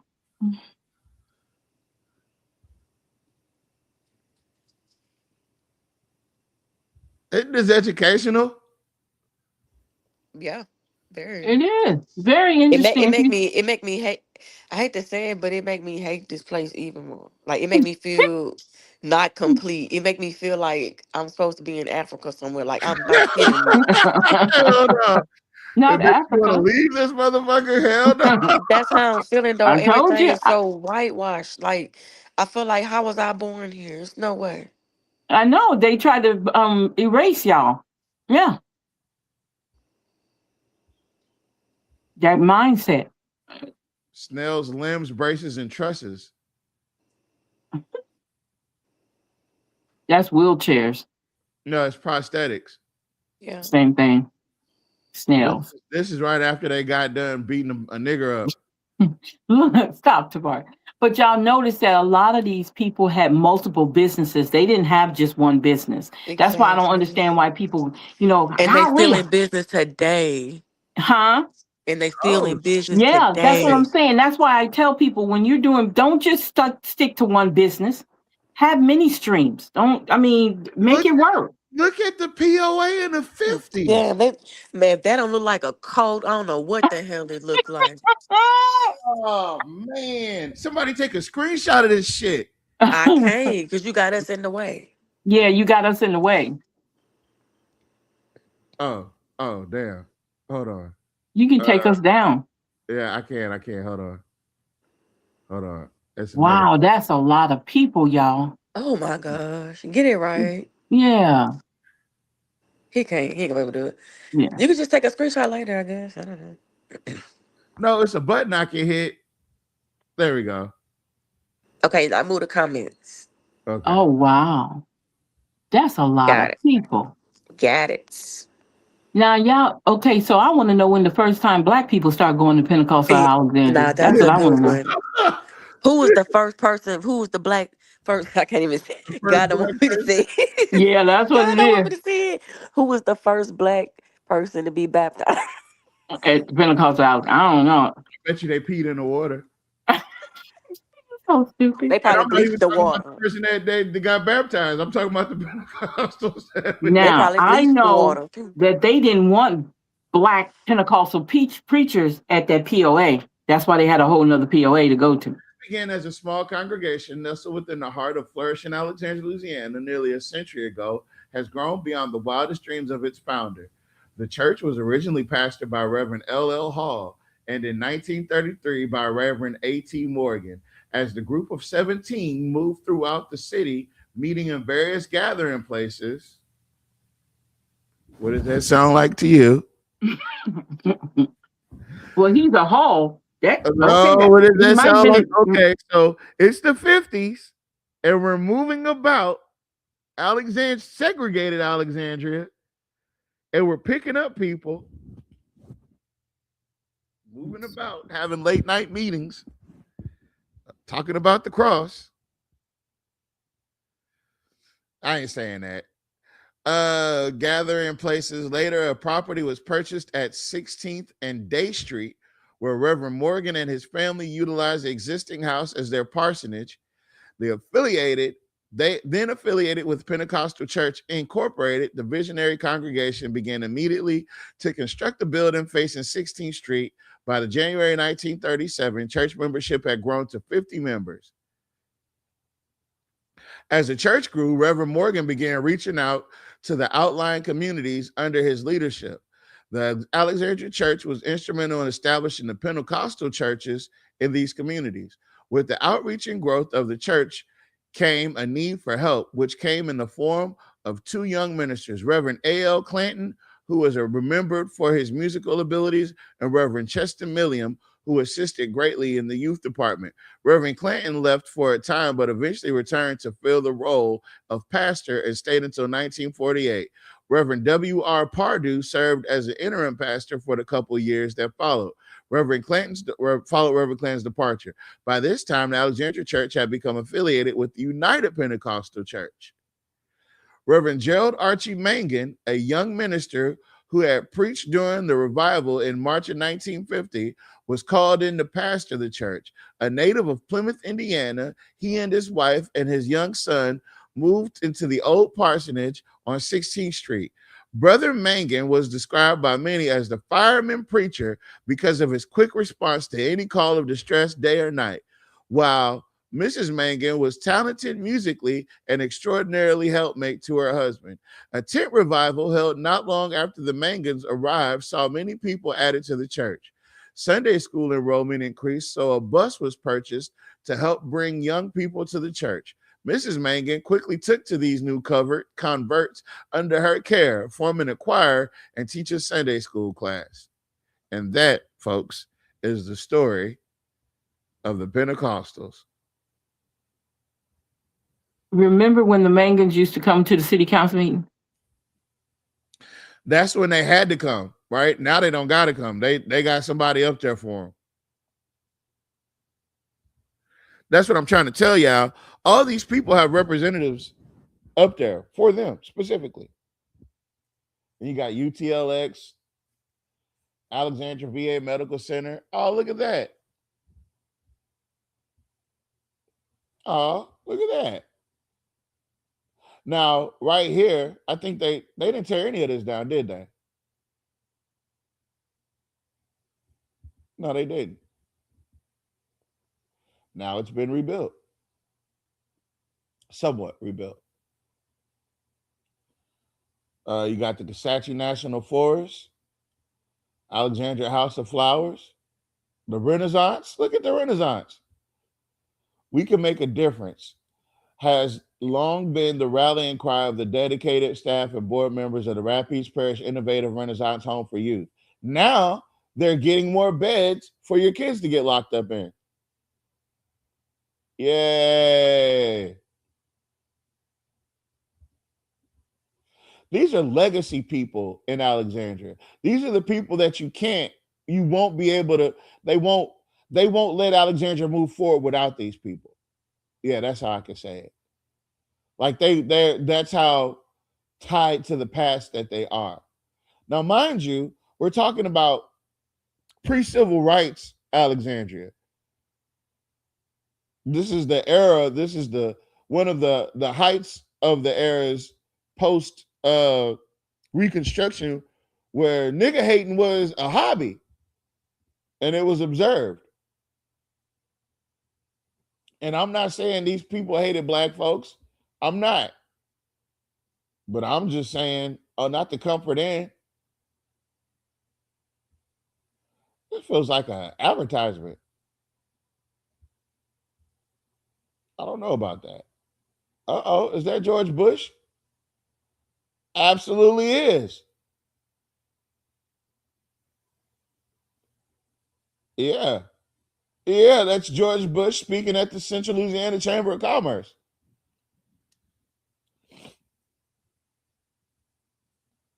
Founded in 1914, the now Central Louisiana Chamber of Commerce has from inception occupied a position of economic, social, and political leadership throughout the multi-parish region.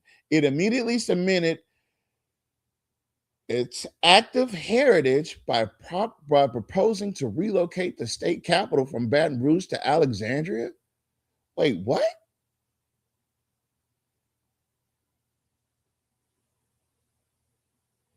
It immediately cemented its active heritage.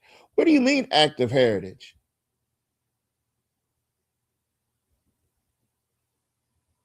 Wait a minute. Wait a minute.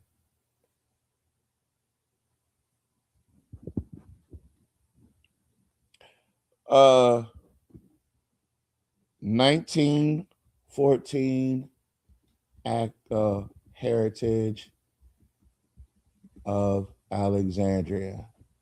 Louisiana. Oh, well, let's do AI mode.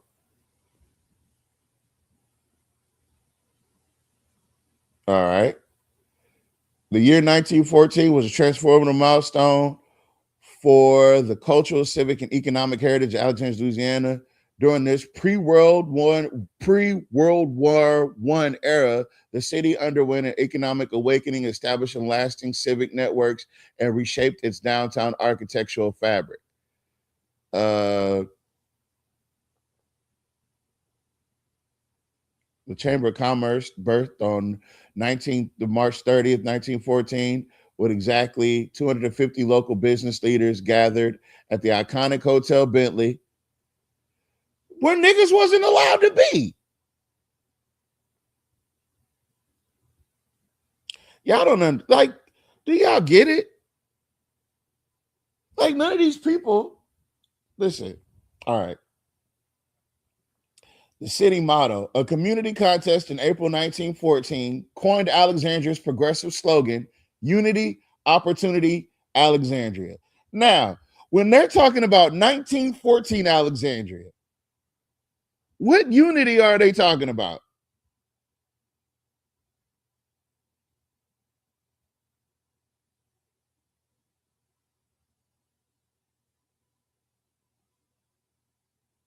Hello? No.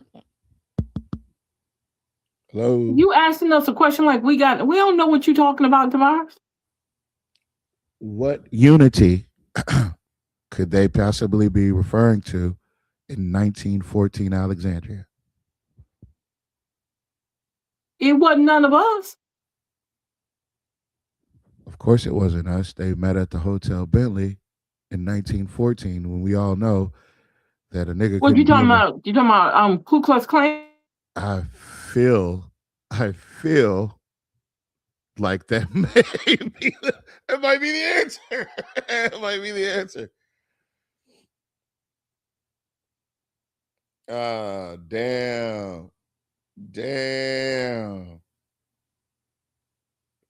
The Confederate Monument in 1914, the Thomas More Overton chapter of the United Daughters of the Confederacy dedicated a prominent soldier monument originally erected at the City Hall Square. It remains a subject of modern legal and cultural heritage debate regarding its placement on public courthouse grounds. Huh.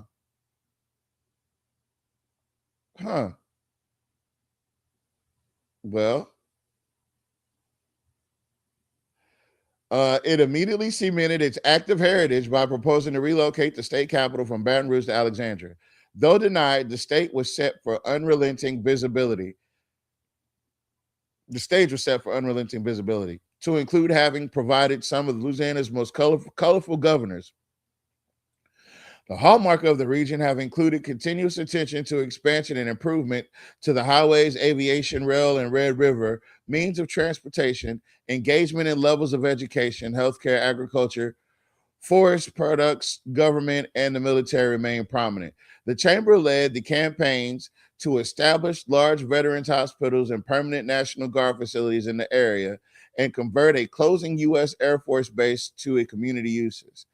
It's shown during the historic Mississippi River and tributaries, the floods of 1927, involving itself in all areas of humanitarian concerns, business protection and recovery, maintenance and community function, and blah, blah, blah. In the 1930s, it began the concerted and still continued effort to improve commercial aviation in Central Louisiana, making Louisiana more business friendly, mainly through modifying existing laws.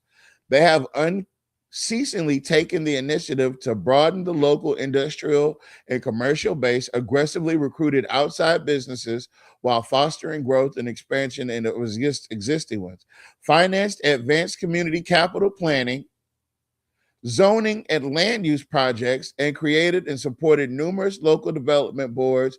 The crowning achievement was fostering community assumption for the former England Air Force Base upon the base realignment and closure commission closure decision.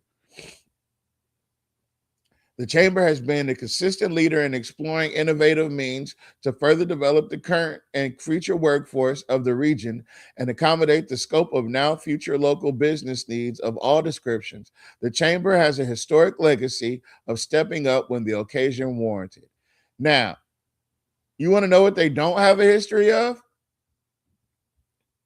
Including black folks, unless they actually had to. And it's never like a group of black folks. It's usually just one. It's always just one, actually. I encourage you guys to go look this up, man. Oh, there go my city. Uh-oh. Turn up. Oh, look at that construction. Look at that bridge. Look how great that looks from a book. Hey, ain't that your boy? Oh no, that's a facility. Oh, that's the Heart of Louisiana Credit Union. Let's see. The glue physical mass. Okay. All right. Let's see if any of these people are the sponsors. Absolutely. Actually, all these people are sponsors. So that's why they got a section in the book. That makes sense. Makes sense. Oh, yeah, I remember this book. Yeah, I remember the back of it. Well, guys, that's the end of that. But we will. Oh, it said $34. I didn't pay that for it. Wow, folks. Aren't you impressed? Nope. Okay. Say less.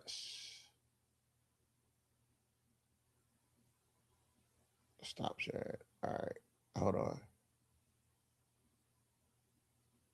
So we absolutely can go through this book. We absolutely can go to this book. Let me see. I can download the e-paper. Oh, it's free. It's a free book. Yeah, it's a free book. I will download it. Just in case they try to get away with deleting it. All right. Send me the link, please. Okay. A 16th a day, isn't there where Mount Zion is? I don't know. The old city hall was in front of where the current one is, where they have the fence at. They still have the cornerstone. Yep. And the Confederate monument used to be right there too. I believe the Confederate monument used to be where the parking lot is now. And then they had that illegal parade. Let's see. Yeah. All right, we're gonna lay down our burdens right here. Okay. And what we'll do is we'll return Friday, which is tomorrow, I guess. Yeah, that's where it's at, Gregory. Sorry. We'll Yeah, that's return. where my sign at. Yep, that address. We'll return Friday, tomorrow. Is it midnight? Oh yeah, it's midnight. Yeah, it's midnight. All right. Yeah, guys. We're going to return tomorrow with another show, wrap up the week. We did really good. I'm really proud of everybody and all your efforts to do better and be better. Give yourself a round of applause. Thank you to the 7 people that hung around. Appreciate you. Yep. UCN after dark. After dark. After dark. After midnight. After midnight. Yeah. After midnight. Is that more appropriate? Yeah. I guess. I don't know.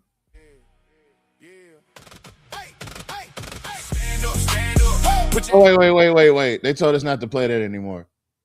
We got to get it cleared.